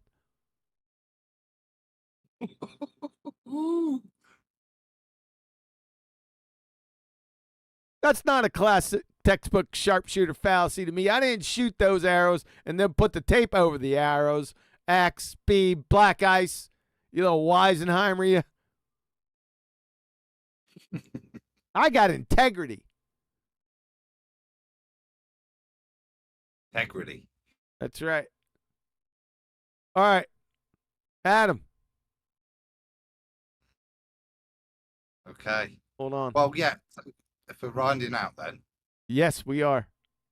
Yeah. So just a reminder again that Nathan's on in 10 minutes now. I say good chat that as they desperately try to get us guys' attention and try to get somebody on board to give their nonsense affirming the consequent trip to Antarctica some validity. To the point now that they're desperate to and having to throw accusations at Nathan. So nice little review. That's a shout out to that. That's starting in about 10. Other than that, thank you all for listening. Huey, thanks for changing it and still not dealing with. Oh, you've changed the title. I already changed the title and the thumbnail. Epic Demolition, ThunderfLAt, Mr. Magoo Clown. Is that his new name? ThunderfLAt, Mr. Magoo. Yeah, to me, Wow. it's ThunderfLAt, Mr. Magoo Clown. That's correct. It's going to take some learning. I prefer ThunderfLAt Magoo. It's faster and shorter. You had no say-so into my names, man. Fair enough. One of QE's names isn't to be shorter, is it? Some may be short, some may be longer, but they're mine. What's the point of the double A? Because he used Thunderfoot in his title. If you look at his name and his title, at Thunderfoot, the O's are capitalized. Nice touch, eh? What? Yeah, touch of class. Such class. What QE does, Adam, is when someone else says something, let's say someone else says ThunderfLAt, and then someone else says Magoo and adds the two of them together, like says ThunderfLAt Magoo. What he does then is he starts adding things into that so he can claim it as his own. That's a damn lie. Who are you, Betty? That's what you just did. That's earlier. a damn lie. Mr. Magoo, that's all mine. I brought Mr. Magoo into this genre, along with Elmer Fudd. Yeah. No one says Mr. Magoo. That's copyrighted immediately from me. Yeah, but you didn't say ThunderfLAt Magoo. Wait a second. I'm a cartoon guy here too. Shut up. Let's go through a couple names and see if that's true. All right. Hillbilly Blue Balls, the redneck retard. Go on. This is what happens. They start and then they get conflated. That's Not as badges of honour, as badges of dishonour. You had stolen valor today. No, I did not.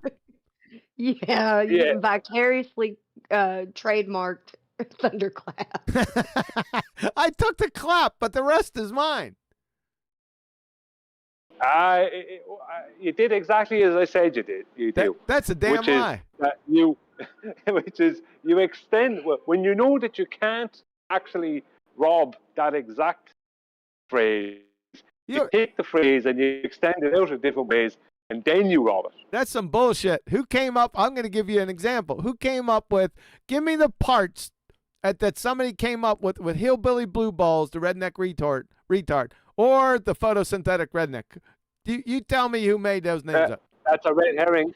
That's a red herring. No, it's away not. From the point, which is what you did earlier, which is recorded, and everyone knows it. It's only clap. It's only one word. Yeah, just because you've got the clap a few times in your life, that doesn't mean you need to fire off on me.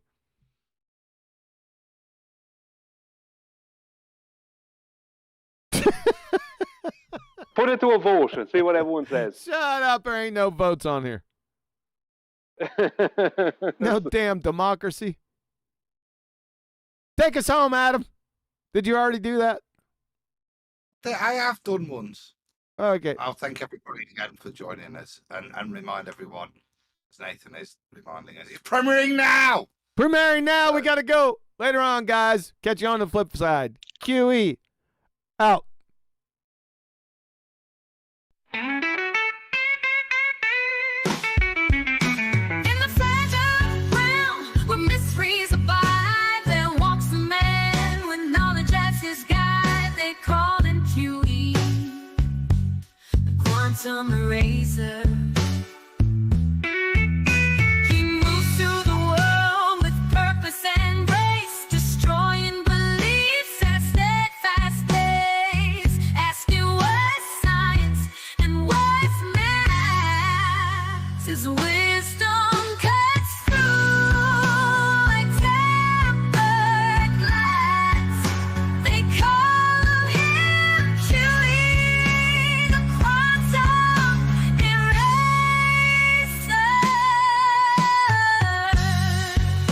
A master archer with bow in hand. His aim is true across the land, not just in science, but in every heart. He hits his mark with a steady heart. They call him QE, the quantum eraser. It's all too easy for him when he takes the stage. With every word he states, they feel the rage. His presence alone rattles that cage. The crayon eating nupties are running out of time. They call him QE, the quantum eraser.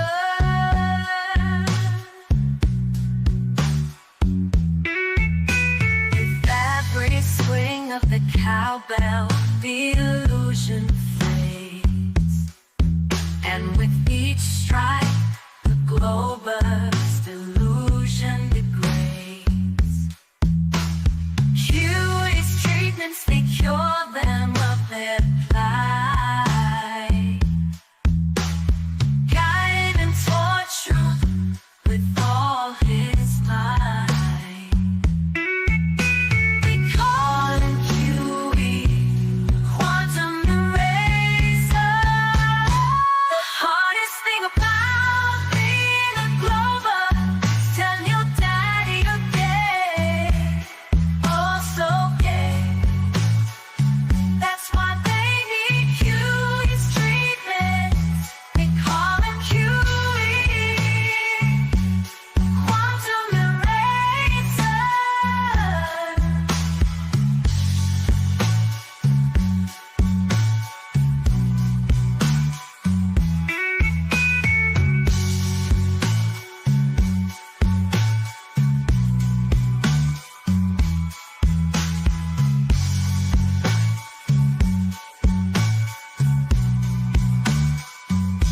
They call him QE, the quantum eraser.